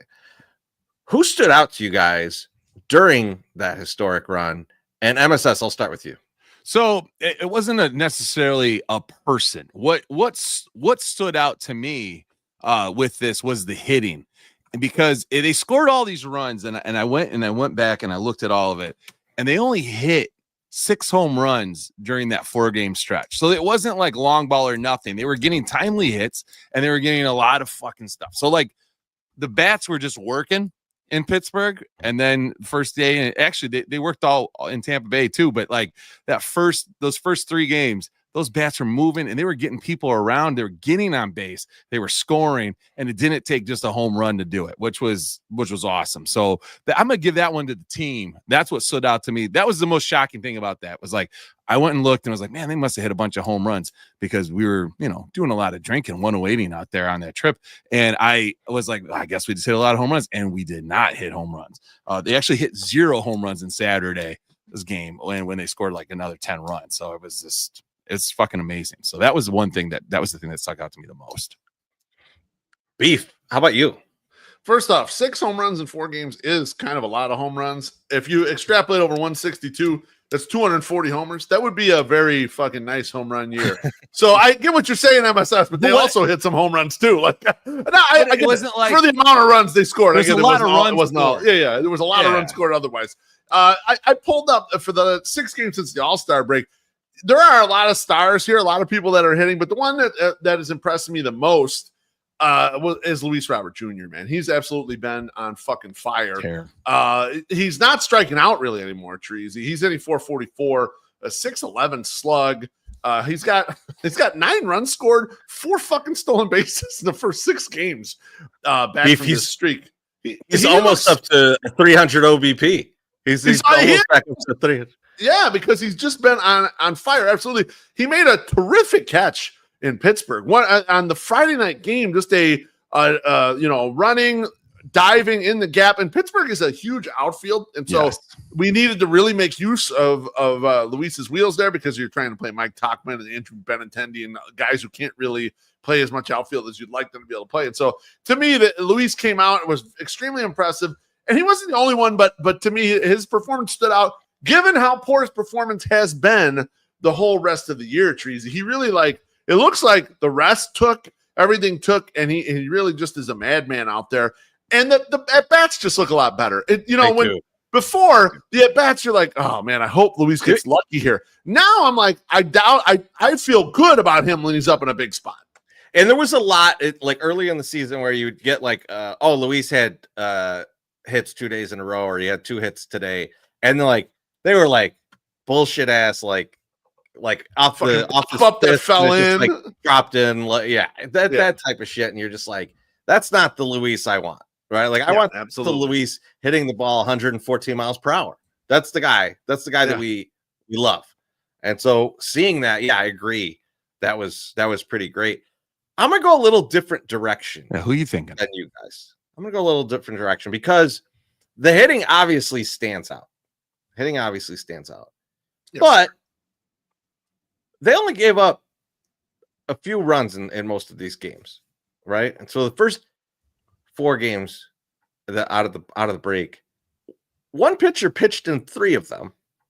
At least one pitcher. I know some they had quite a bit of bullpen usage, but Dan Altavilla has looked fucking awesome. He hasn't looked bad. He has looked awesome, and it was extra because we were there in Pittsburgh and we saw people in Altavilla jerseys. Was that his family?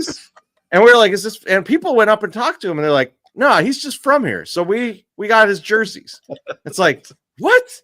It was like I will say one thing between that and the Mac Miller, people from Pittsburgh, if you're from Pittsburgh, holy shit, the outpouring of support you get. They can't get enough of it. There's we didn't realize until he passed away that Michael Madsen was from Chicago. So no, you're right on that point, Chorizy. The Pittsburgh fans might be the best group of fans I've ever fucking run into. Because even when we're out of the restaurant or when walking the street, random people know about what's going on with the Pirates, and they fucking suck. They're terrible. And everyone in the city seems to know about them. You see people in the Pirates gear, not just in the ballpark. I'm taking a long walk down the river and in through the neighborhoods and shit, and you see people in the Pirates stuff, and they know about the Pirates. It's like a tremendous baseball town. Bob Nutting is screwing them so goddamn bad. It makes me sad for them. I love the first day we're there. We're sitting out at that Mike's bar. And we look up, there's how there's those planes that go around stadiums and they're usually advertising some bullshit, right? They're like, there's a new flavor of White Claw that's disgusting, beef rhubarb, you know, like yeah. And so we look up and I look at it and it's like, oh, holy shit, that sign says, "You suck at this, Bob. Sell the fucking team." I was like, I love it. And then we're in the stadium. This is on Saturday. We're in the upper deck. And the Sox are coming back. We're doing the Let's Go White Sox. You know, the whole section's doing Let's Go White Sox. The section next to us is a bunch of Pirates fans, obviously. They're pissed. So they start doing Let's Go Pirates. We're going back and forth. Sox take the lead. These motherfuckers did not skip a beat. They went right into sell the team chant. Yes. And we joined them. We joined them at the whole stadium. Now it's like there was a togetherness, a brotherhood, a love that I had not felt in a long time. So I was very impressed with them overall as fans. They were a lot of fun. They got the fuck out of there once that game was out of hand, though. They were like, man, I got my Mac Miller bobblehead. I'm drunk. I'm getting the fuck out of here. Been standing in line since 12 p.m., you know, and yeah, I need to get the fuck out of here. Man, some of those people there since like 9, 10 a.m. What the fuck, man? Man, it was tough to watch those lines. Fucking brutal. There's a lot of lines. But yeah, Altavilla looks good. I mean, look, Luis looks. There's not too many guys you could point to and say they didn't look very good in these past two series, and so it's good to see these guys, especially these young guys that you want to see perform. Seeing Kyle Teel hit a home run, like finally, man, finally. Two from Colson Montgomery in Tampa. Colson, well, like Colson is on his way to Rookie of the Year. Let's just be very plain. So. I got a bet on that, baby. Let's go. Yeah. We're going to talk about that in a little bit because I don't like where they're playing them. I got a problem with what they're doing. Right. We're going to get to that, but we're going to talk a little trade deadline here. And now we talk some trade deadline. You know, Beef, you already did the show with Alex where you guys went through who might get traded and everything. If you want that kind of stuff, I don't think any of our opinions have changed on that. Right. Go check out that au jus. Don't do it right now, motherfucker. Watch the rest of this show. This show is fucking electric. Live's a lot better. So after that, go watch that. You'll enjoy it. But I want to talk about some different things. And Beef, you wanted to talk about some Ken WO tweets. So I'll let you go with that. I did. We are so as a fan base just mired in. Okay, so who are we going to trade this deadline? Ever since the it collapsed in 2023, and so my guy Ken WO put out a series of tweets, and I'll read through these, and then when I get a little feedback from you guys, he puts my interest in the White Sox portion of the trade deadline is nothing. I don't feel they'll get much back for anyone. I don't even care if they trade anyone. There's nobody banging on the door to come up, and the team is playing okay. I'd rather just keep it together. He said, it's a watchable brand of baseball, and honestly, that's more important to me than some single-A reliever I'll never hear from again. You've already seen the young starters struggling or injured or a combination of both. That's not going to stop if you trade Hauser or Savali for some junk. And the idea that someone will give you a lot is a bit cray-cray, in my opinion. Talkman's the best hitter on the team, but he's in his mid-30s and will be a bench pat. Nobody's paying much for that. He's worth more to my eyes on TV. Robert, you can trade, but it will just save Jerry money at the end of the day. And we have nobody ready to replace him. Maybe Corey Lee and Steve Wilson for a bag of balls. I don't know. Not a fun deadline. And the only thing that will come from it is a less watchable product. He goes on to say, the White Sox paid a bum like Andrew Benintendi $18 million a year for 5 years, actually $15 million, but close enough. And people are acting like 1 in 20 is out of line for Robert. So my question for you guys is, we're in such a mode of you should just trade anything that's nailed down here. But what about a laissez-faire attack on the trade deadline where the White Sox don't search to go trade everyone that's there and end up keeping a lot of these guys in-house because of the minimal return that they would get? Would you be comfortable with such a situation? Chorizy first. Well, so it's interesting. I think I like what Ken is saying because he's coming from the standpoint of, I want to watch this team the rest of the year, and I don't want it to look terrible. I don't want all of the young players to be put in a position where they have no support from veterans. The pitchers have to pitch a lot more innings than we want them to, or we have to bring up Noah Syndergaard to pitch, those types of things. And so I mean, I get where he's coming from that respect. I also think as much as we don't feel like it should be a big problem to pay Luis $20 million because I don't think it's a big problem to do that. No. I was talking about extending him, right? Like I it's not my money, and I don't give a fuck about Jerry's money. He's rich as fuck. Like spend the money, asshole. Right? Like so I'm with him there, but they're not going to do that. They're not going to do it. Not likely. Right? Yeah. So that's a, if they're not going to spend on him, trading him and seeing what you could get for him, I'm all for that. I'm all for that, looking at what that's going to be.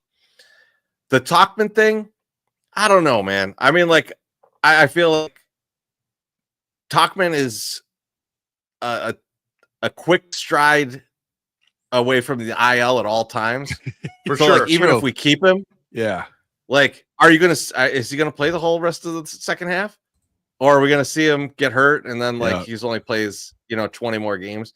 So I don't know about that one. I in general, I'm with him of like, what do we need these lottery ticket guys for? Right? You're just building depth. Right. You're just trying to figure things out.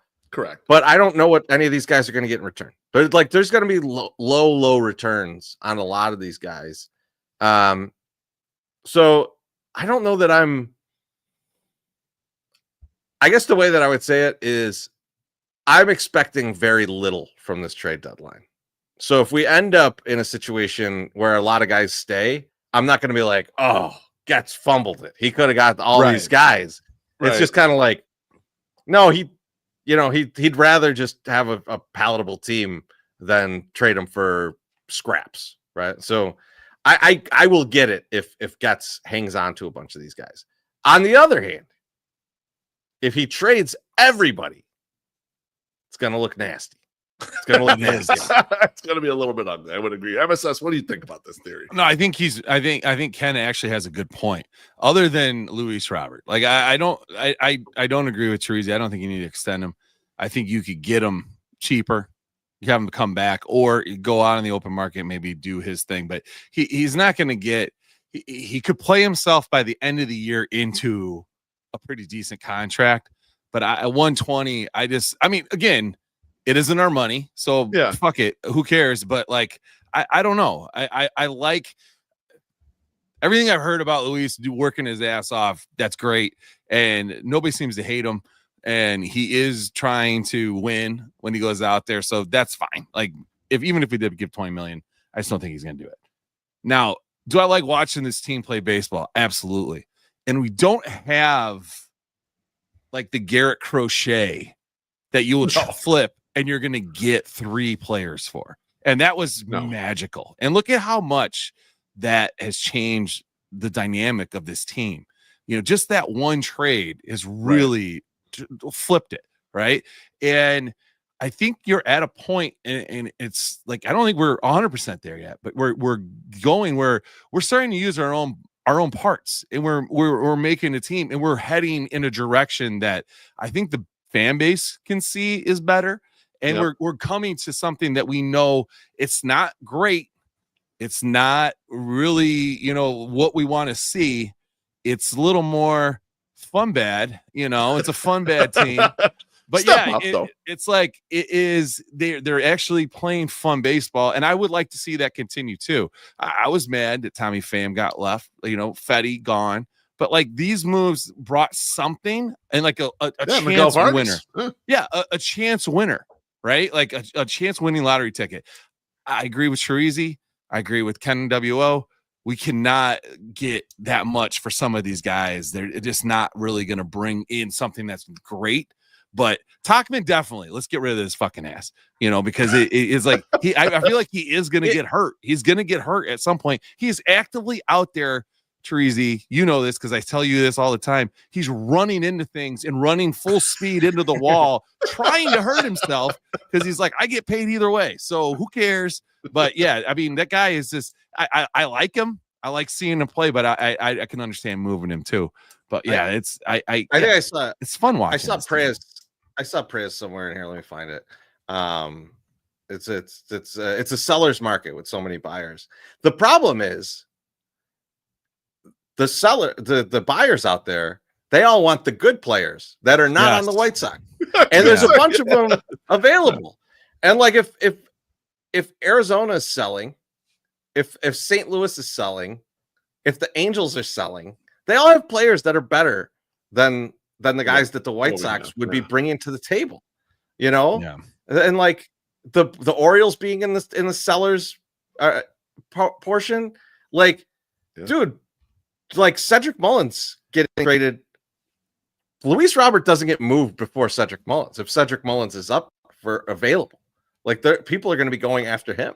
So I think there's just like, I don't know. There's a lot of players that are going to be available. I think we're overstating how many sellers or how many buyers there are, and not paying attention to like some of the sellers are unexpected. Like the Rangers being a seller is unexpected this year. The Orioles being a seller is unexpected. So there's these the Diamondbacks. There's good players that are going to be out there, and like the Sox are going to have to be the waiting for the scraps. You know, this team missed on these three guys, so now they're looking for just anything, and that's now they'll take Mike Tauchman. Will be that.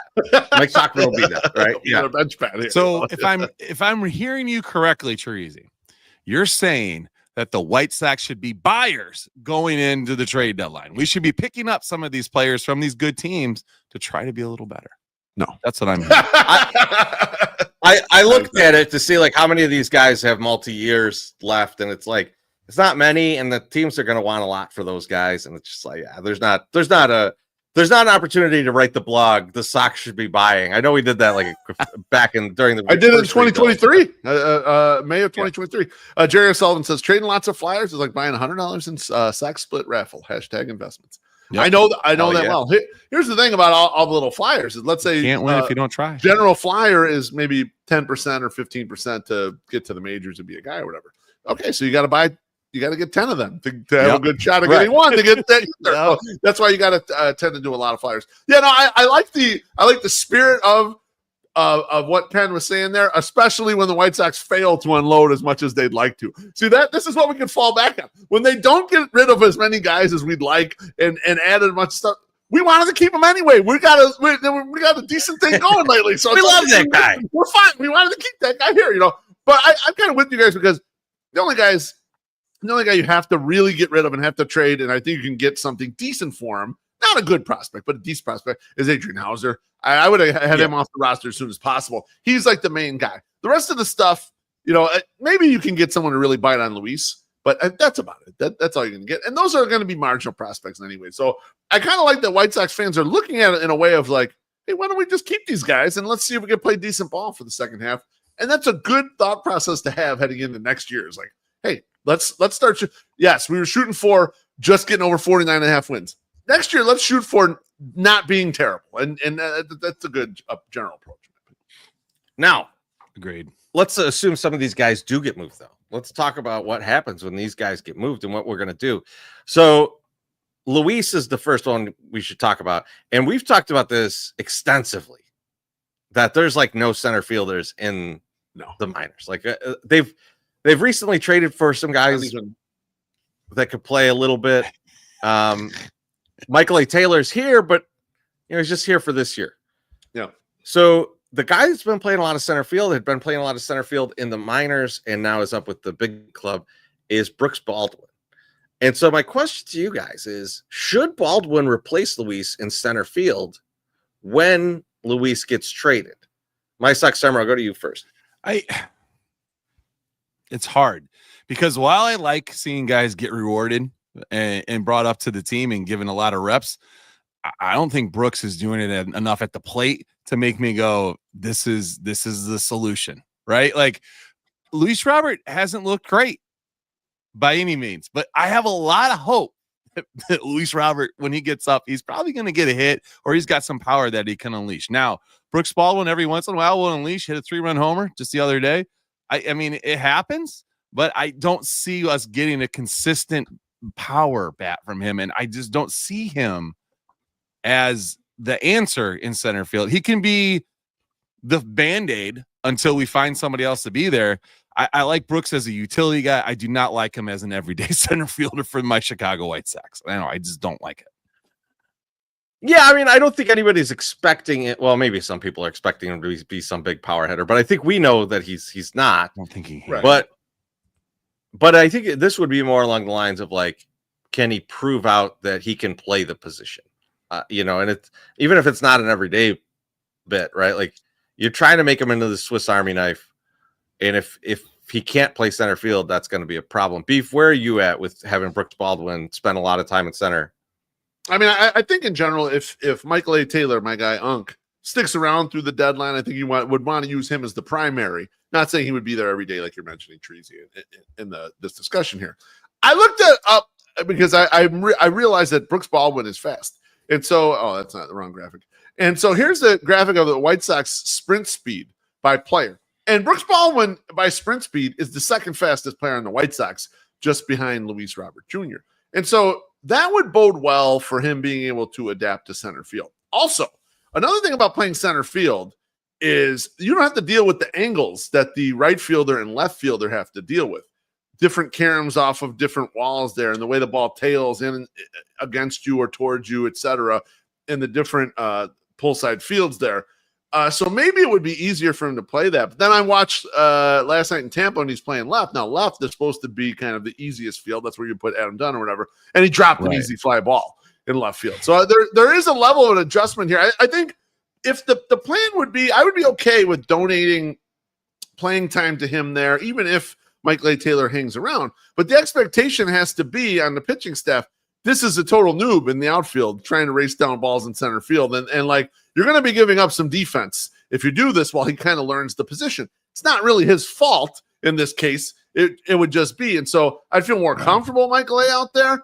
And I think if you did it, you might do it in a way where you're like taking that for granted, Chorizy. Like, we're giving him a shot to learn here to see if he could ever be a guy who plays here twice a week as we get further on as a utility player. But as of right now, I'm not comfy, but I could be, because there are some clues here that might lead to us seeing him be an okay center field. Yeah, my thought is kind of along the lines, you mentioned Michael A. Taylor. If you're going to play Baldwin in center field, that you would protect him, right? And have, like, he's not out there when Benintendi's out there. Right? Benintendi's DHing the days Baldwin is in center, and you've got like Michael A. and maybe like Austin Slater. And Slater, yeah, exactly. So that you've got a situation where you have good outfielders out there with him, and he doesn't have to cover as much ground. Now, if you were to change that and you have him out there with Benintendi, I think you're setting the kid up to fail.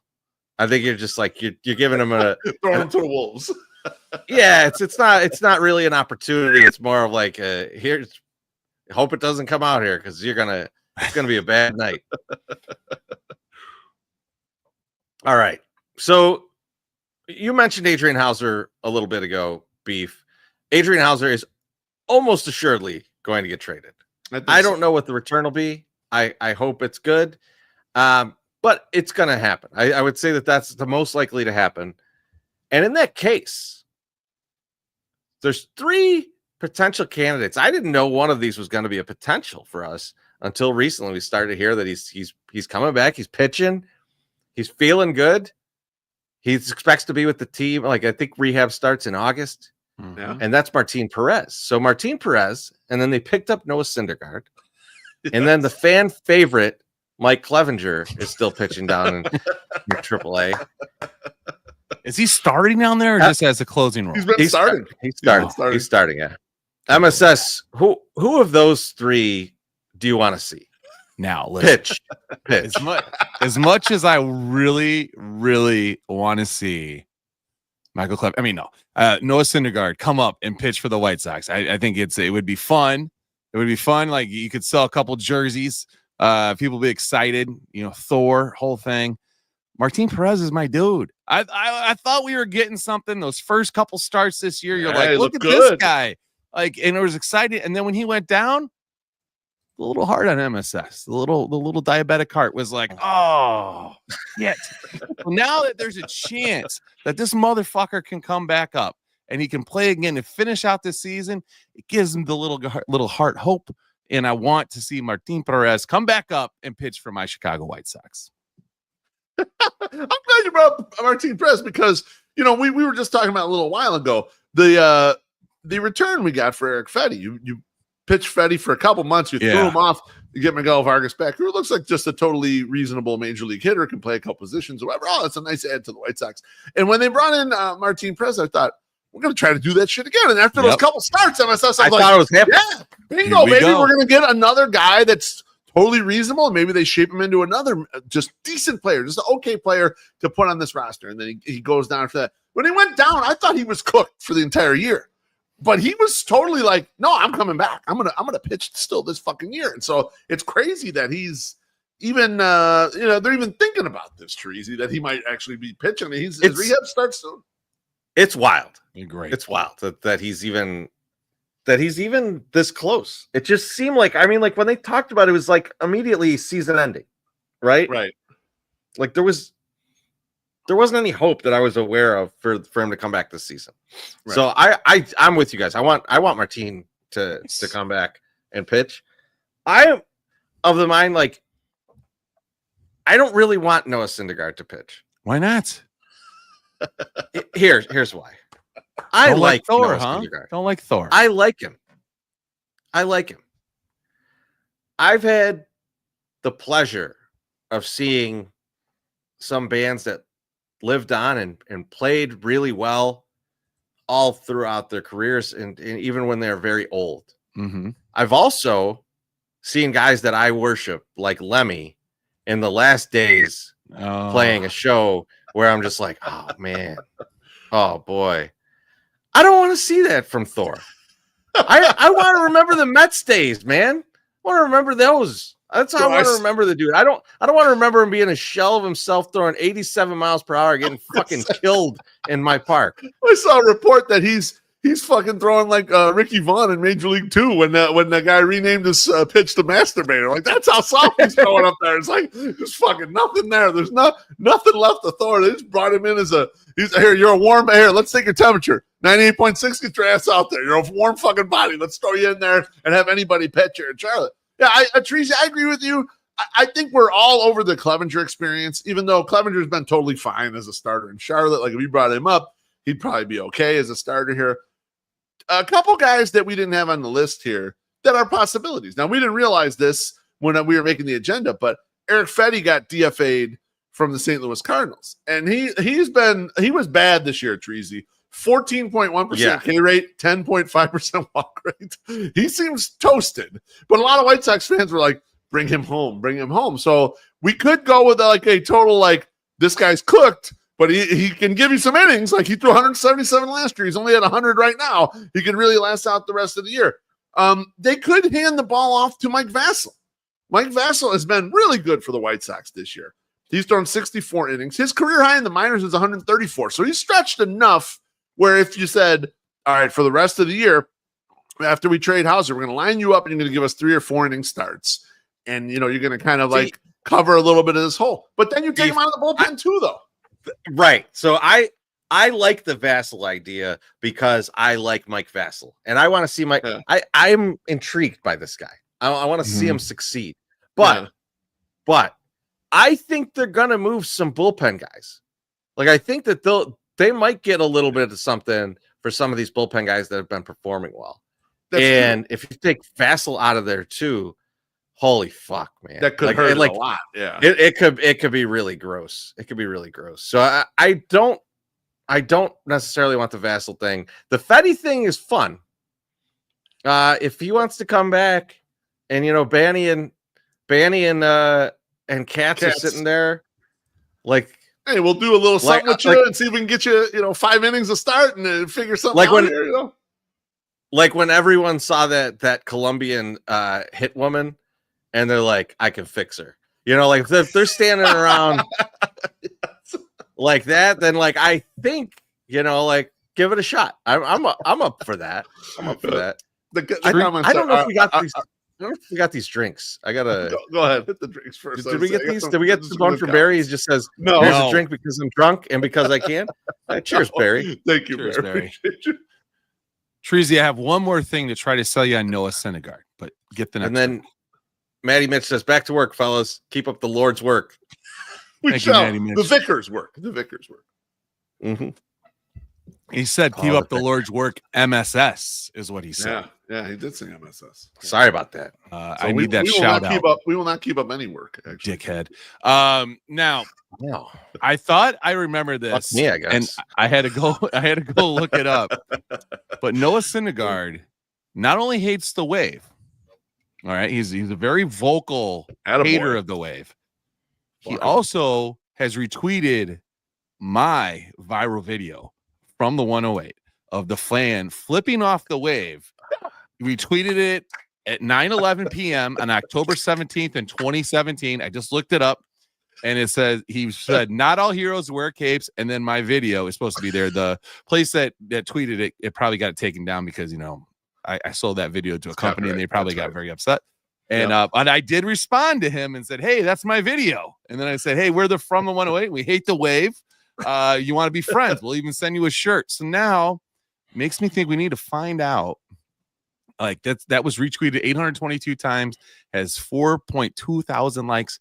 I need maybe to send Noah a Wave Suck shirt down there wherever he's at. Maybe he becomes the one. I like guy. that. Can we then do you want to see washed up Noah Syndergaard come out and throw a couple balls? No, but no, I want to have the shirt. At least have the shirt. I want to see him come sit in the section with us. That would be cool. That would be cool too. I mean, one of our wives is walking out with him, but that's the price you pay for a good time. Still on point. There's no question. All our wives might be walking out with him and then getting into the hot tub. Who knows? Let me get to a couple of these comments because they were talking about Syndergaard too. Mike Press says modern era Tom Seaver. Actually, Tom Seaver was good down the stretch. Not that bad. Chris says Thor in White Sox uniform would be the equivalent of Buffalo Bills Terrell Owens. Bro, I didn't even remember he was with the Bills at all. Shit. I had no recollection of this shit. Jackie Treehorn says Jerry Rice is a Raider. Yeah, exactly. Oh, man. So that was cool though.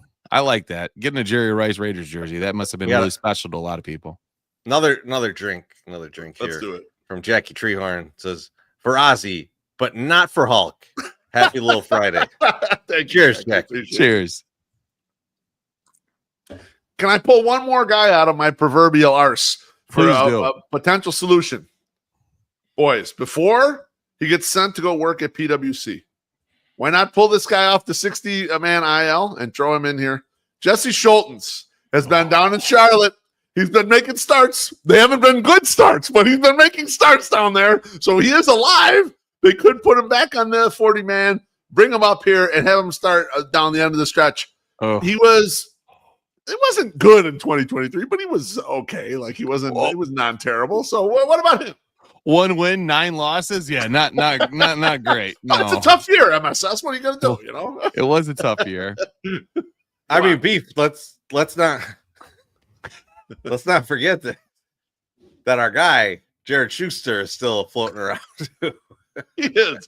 Yeah, he is still on there. I don't know if I want to make any starts. I did see on the internet though when people were talking about this. Other people brought up your idea from like a month ago, MSS. Riley Gowns. Yes. Just bring that motherfucker. And truth be told, that would actually make real sense to just bring him up and have him take some of the starts, If you're looking the last remaining piece of the Aaron Bummer trade. Yes. He's the line guy. Oh, Schuster's part of it too. He's from Crystal. I forgot Crystal Lake or Libertyville. I think he's from Libertyville.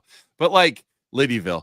Get him up here. I like that, and I think that is something that like show some of these guys too. Like if you work hard, we'll give you a shot, and like whatever's working right now. And I feel like that's sort of the ethos that's happening. It's like, hey, we're gonna give you a shot, to get up here and play. If you prove you can do it, they did it with I like it, which is a good thing. Do that. Yeah. So let's do that more. We have people in house that can do it and need innings. You know what? And if they don't. Fucking send them back. What the fuck? I mean, it doesn't matter. Hey, why the fuck not? I think a guy that we haven't mentioned that's going to get a chance at some of these innings is Owen White. I think that might be a situation where before they bring up Martin, because they'll be giving Martin rehab starts and they'll need a starter, they bring up Owen White. And if it works, great. We've got a guy, right? And you can float guys through the IL like they're doing with Shane Smith right now. And if it doesn't, that's it. He's DFA'd, and then his roster spot's going to Martin. So that's the one last guy in there that I was thinking about.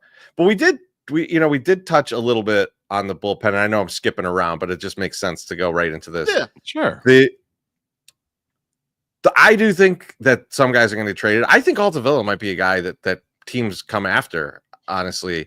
And then we've talked about Isert and some others. But let's say one or two guys gets poached from the bullpen.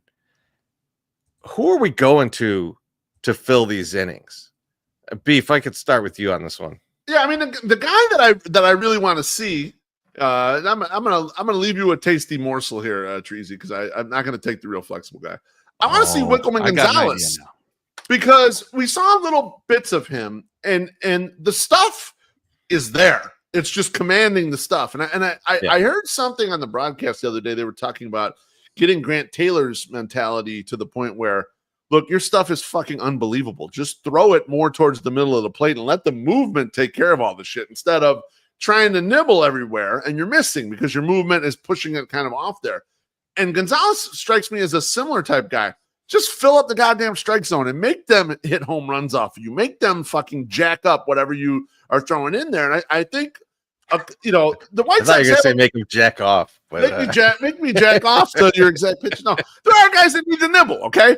Steven Wilson doesn't have he's got to nibble with that sweeper. Brandon Isert needs to nibble. Some of these guys need to nibble. But some of these other guys that got some good shit, fuck nibbling and throw it in the middle of the plate. And so I want to see Gonzalez. I want to see if they can turn him into something because you got to start looking towards the 2026 bullpen, what that's going to be. And truth be told, I put up a blog suggesting trading Grant Taylor, something I don't think they'll actually do. But if you start looking towards 2026, you might end up with Grant Taylor and Prelander Baroa at the back end of your fucking bullpen. And now the bullpen, something that we were like, this is a terrible bullpen early in the season. They've shifted down where the ERA is like league average bullpen now on ERA wise. That might be a fucking strength in 2026. And so I want to work out a guy like Gonzalez and just see like, what do we got here? Let's figure this out. Do you deserve a 40-man roster spot? Are you a guy? Let's figure that thing out in the last 2 months, in my opinion. I like that. I like Gonzalez. I think that's an interesting player too. MSS, who are you looking at? Listen, I got a guy. 13 years in the MLB. He's rested. He's local. He doesn't even have to. He can just drive right in. He's ready to go. Would look great in black and white. And that's my wife's cousin, CJ McFarland. Let's get this motherfucker in there. Listen, we can bring up all these people. We can bring up everybody we want and put them in the bullpen. And if they don't work out, they don't work out. But we'll have a guy that is known, led the league in appearances last year, come in, eat some innings for us, and that's TJ McFarland. And I'm going to die on this hill. This might be his last shot to come in and pitch for my favorite team and make me just happy for the second half of the season. I told the Sox I need a bobblehead. They did that. I'm asking for TJ McFarland. Please make this happen. Make my life like dream come true. Let's have TJ McFarland pitch for the Southsiders. I think you guys agree. Now, MSS, you have a good point, specifically in my opinion, from the standpoint of he's a rubber arm. Yes. Like this bullpen could really use a rubber arm. Like when remember they had Brian Shaw? Brian Shaw wasn't good, but Brian Shaw could pitch every goddamn day when you need him. Yep. It reminds me of the old days when they had DJ Carrasco back there. Remember you bring a DJ Carrasco, you bring that motherfucker in 7 days a week and he would pitch. And they pitch do need a guy like that. Oh, we're getting our ass kicked. You're going to pitch 5 innings. Right. But you'll be ready tomorrow also if we need you for an inning. Like one of those guys, Brian Shaw also served as a constant reminder that you should probably not get every back tattoo you've ever seen. And like, so the kids are like, you know what, maybe I shouldn't tattoo every fucking zodiac symbol on my spine, or whatever the fuck he was doing out there. So yeah, no, I'm half joking, but I'm not joking. I think TJ McFarland fits. There's a veteran presence there too that he's known for. People love him. Why not put somebody in there and just let him ride it out, like finish it out, like pitching this year in your hometown to be fucking tits. Also, us having an inside track to know about how Mike Vassell is on a day-to-day basis in the locker room. I would love it. You see, he cut his hair. Incredible. He cut his hair, man. He's got the short hair now. I'm not sure I love it. We'll see. We'll see. I how don't that like guys goes. cutting their flow. Killed Rojas. Rojas had a good vibe going. Cut off his flow. Sucks. No vibe. Like can't even play third. Fuck. Chorizy, how about you? Who are you looking for in this bullpen coming down the stretch? Obviously, I'm looking at the guy who could top himself off, but without even removing the rib. Inebriated, man. I think, I didn't like that they were trying to make him a starter. It just seemed like they had already made that decision that wasn't his role. And then they tried to force it this year. And I think that stunted him a little bit. But now that he's back in the bullpen, it seems good. It looks okay. Like it looks like it's what it should be. And there's arm talent there. And much like Gonzalez, I want to see it. I want to see it against major league bats. Yep. I don't think I'm going to get a good idea of what he is sitting in AAA. I'd rather spend those bullets in the majors and see what we got. Do we got a guy? Do we got a back of the bullpen guy out of him? And so that's the kind of guy that there's more upside to him and Gonzalez, I'll say, than anyone else that we're going to be talking about, right? Like a lot of the other guys are more like, oh, it'd be good to see this guy is healthy. It'd be good to see that this guy is a veteran presence. So, those are the types of things that you have available to you. Other than this, I think Inebriated is, to me, the most exciting out of the group. I think Gonzalez is 1A in that scenario.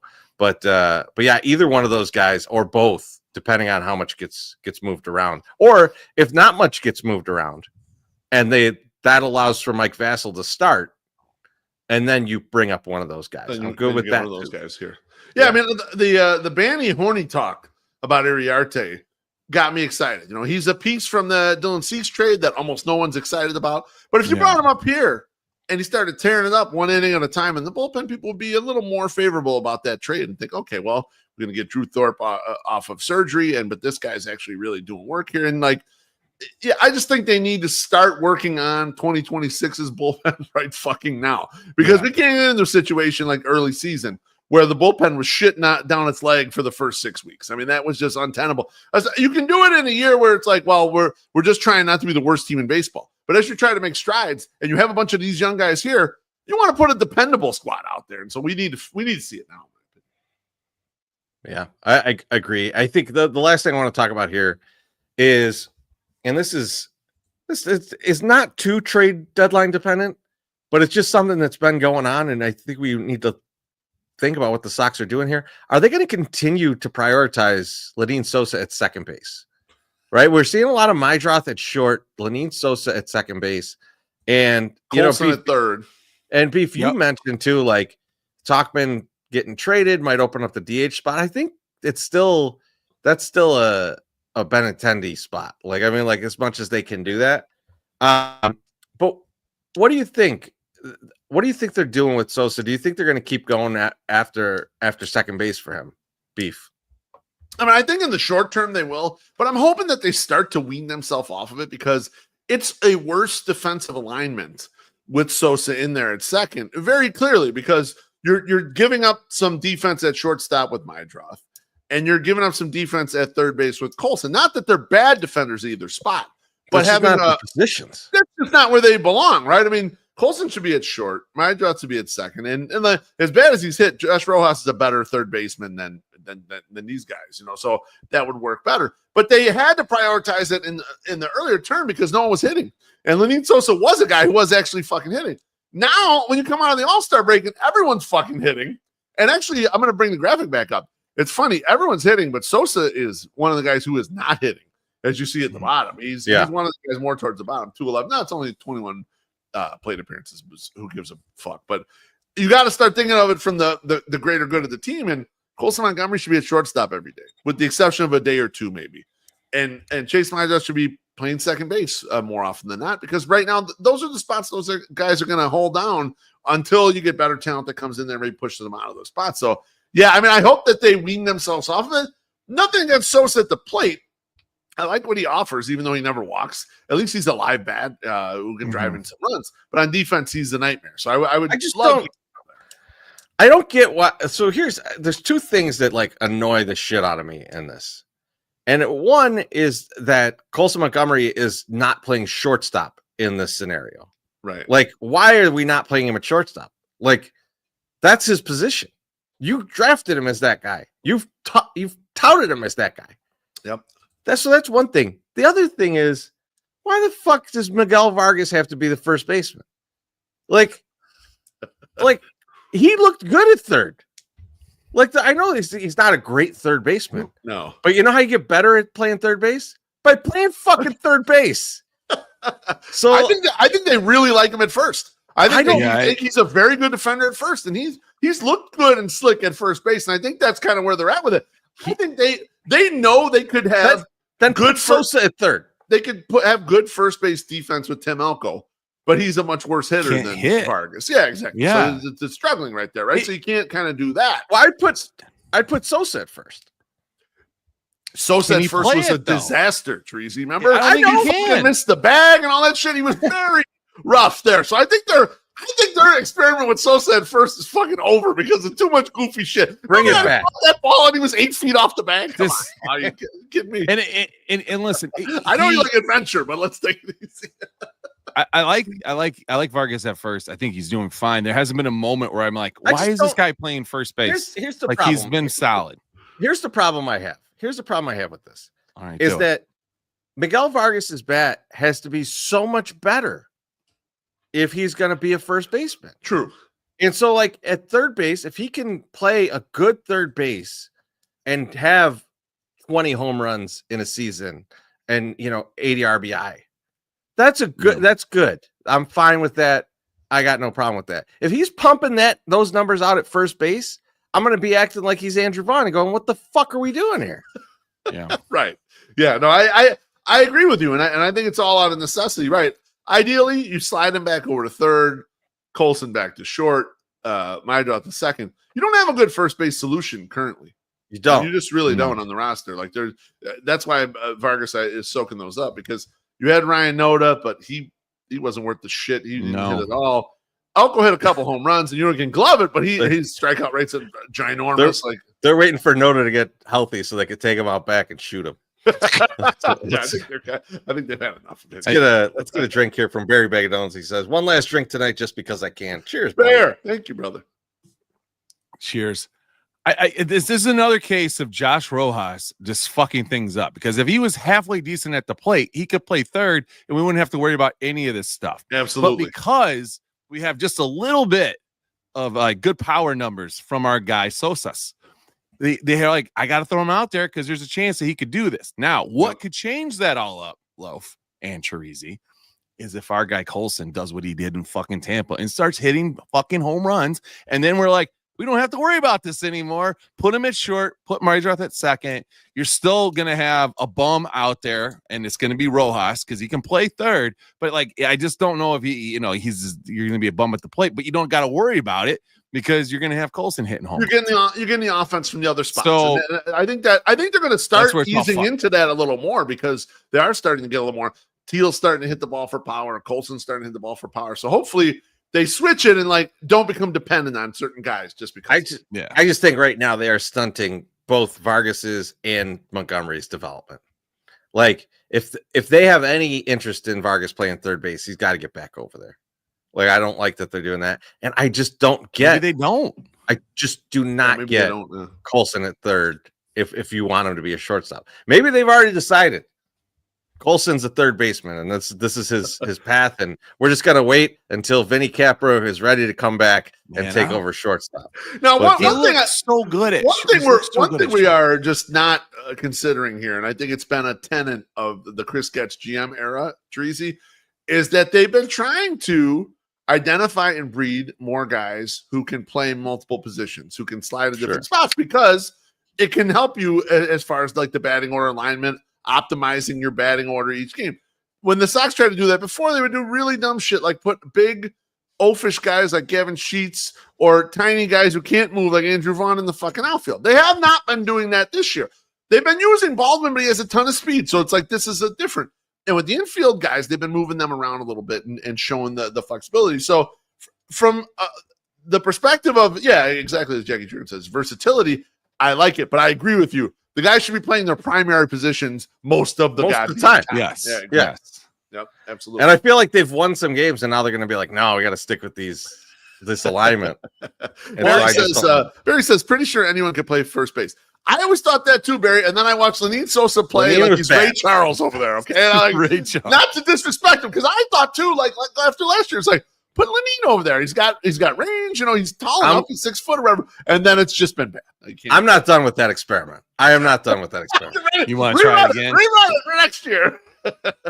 Let's do it. Let's do it. Hey, I like this. Trade Sosa. Who wants him? Right. Chorizy thinks everyone's lined up for him. It is a seller's market, as I've heard.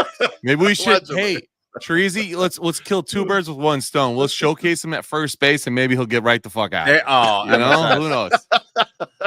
From your lips to God's ears, man. There we go. I fucking love it. I love it. All right, well, that's our White Sox talk for tonight. Yep. I got it's about time for some thank yous and GFYs. BeefLoaf, who are you thinking of GFY? My thank you goes to 50 Cent for his book, Hustle Harder, Hustle Smarter, which is probably the best business book I've listened to or read in the last 10 years. I may have to dive back into it for another listen. I enjoyed it so goddamn much this week when I was out doing my fart walks and ingesting the knowledge of one Curtis Jackson on doing business. So thank you, 50 Cent. Appreciate you. Ooh, I like that. He's like broke as a motherfucker, right? Cent. Isn't he broke? No, he's just fat. Oh, I thought he filed for bankruptcy. He's just chubby. He's got money though. He's got money because he used to own vitamin water too. He had a lot of money. I am GFYing a person named Patsa-8 who sent me a message on eBay at 8:39 a.m. yesterday and said, "Hello, can you please give me the jersey measurements, especially pit to pit and body length?" And I'm like, you know what? It's a very easy thing. This is happens kind of porno. Happens all the time when people like ask for measurements for stuff. Sure. This morning, I got the jersey out and put it down, and I just got away from me. Had to take my kids to camp, and I did not get to it. While I'm taking my kids to camp, I get a DM from Patsa-8, and it says, "Hello. When someone writes to you asking for information about an item, take the time to respond. When someone doesn't want to respond, we include all the information about the listing, including the width and length. Once this is specified, we avoid disputes after the purchase. Thank you for responding." I about lost my shit in the car coming home from day camp. I'm like, okay. So I respond to Patsa-8 and I say, "Hello. I am glad you are interested in my item. Many people sell items on eBay as a side gig. I am one of them. My primary job isn't this. I was busy yesterday and last night, but got the jersey out to take pictures of it this AM, but needed to get my kids ready for camp. Sorry that providing you with information that you requested less than a day ago wasn't my primary focus. I was getting ready to send the info now. Patience is a virtue."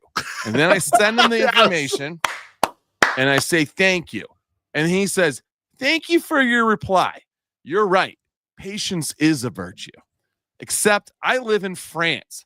I'm currently in Hillsborough, New Jersey, visiting my sister, and I wanted to use her address for delivery. Since I'm coming back next week, I'm thinking the more information I have about the item, the sooner I will buy it. And the sooner you can ship it, and I'll have to take it back to France. Excuse me if you took this the wrong way, but I wasn't in the United States. I just wanted to save time. Thank you." And then that was at 11:08. That was 8:11 a.m. Okay, well, it was actually probably 10 because I think for some reason my eBay thinks I still live out west, which is fine. Whatever. That's cool. Attaboy. So then I send him back a message. I say, "Hey, we'll ship today if you purchase it, so then you can take it back to France and shove it right up your fucking ass." He does not respond for almost 4 hours after I sent him the information. I am going to go pick the kids up from day camp. So I'm like, "Hey, by the way, I'm heading to the post office in 30 minutes. If you purchase before that, I will ship it today. You'll have it. You can take it back. No pressure, but this is your last opportunity to purchase it." He goes, "Oh, sorry. I was busy in New York enjoying his vacation. Clearly, I just saw your message. I'm sorry, but the jersey isn't long enough for me. The width is perfect, but the length is short, even though I'm tall. Sorry again. And I just want to be like, this is why I don't give a fuck if I don't respond to you in 5 fucking minutes, because you're probably not going to buy it anyway. Because if you're like, oh, it's a fucking size 4X jersey and you're concerned that it might not fit, there might be a problem. So I'm just saying, I don't need to respond to you immediately. So go fuck yourself, Patsa-8, you fucking asshole, telling me, oh, you got to do this. Don't tell me how to fucking do my job or do my business. I have fucking over 4,000 items sold on eBay with 100% positive fucking reviews. Go fuck yourself. I'm done. Hello. What a beautiful moment. That was a great way of you telling all of us that you did not have enough time. So I'm did not have enough time. Go buy this shirt, please. Do buy that shirt. Get out there and buy that shirt. And MSS, before I get into my thank you, I'll thank you for making that shirt. Absolutely. It's a good one, right? I love it. I love that shirt. Yeah. I can't wait to wear it. I love the bad logo. I love the bad logo. It just feels right. You go to 108.ing/merch and you can pick that up right now. It's a pre-sale. We'll ship that hopefully mid-August. So beautiful. Please go buy that shirt. So when I was 15 years old, Beef, me and you were playing guitar. We were learning to play guitar. And the maestro, the guy who was teaching us, is one of our dad's friends. The best. Was teaching us how to play guitar, and he starts teaching us this song because he wants us to work on power chords and stuff. And we start playing War Pigs, and I was like, I didn't know what it was. I was 15 years old. I grew up on a lot of stuff, so I didn't get into rock music until I was around this age, around 14, 15. And we started playing War Pigs, and I'm like, what is this? This is mind blowing. This is fucking mind blowing. And he's like, oh, it's Black Sabbath. And I was like, I knew the name, obviously. Yes. Yeah. Knew the name, but I wasn't familiar with the music. And I turned on, went out and I was like, I'm gonna get one of these Black Sabbath CDs. Got a Black Sabbath CD, brought it home, blew my fucking mind.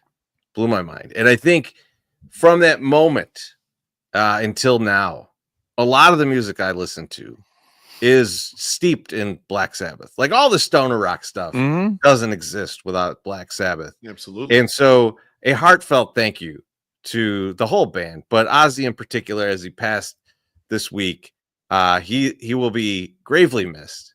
And I just wanted to thank him in this last one. I'm sure he's hearing it from somewhere. If he can even hear anymore, But yeah, I want to thank Ozzy, just a incredible musician, the whole band, incredible musicians, and really did impact a lot of my music listening over the years. So thank you, Ozzy. And now here's some AI generated music to end the show. Have a good night, everybody.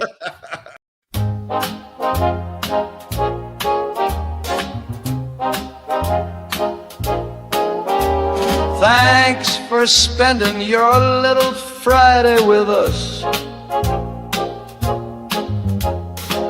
Hope you enjoyed yourself. We gave you your fill of baseball, beer, and bullshit. Now it's time for you to go do horny stuff. We'll see you next week. Espanol. That's adios, motherfucker.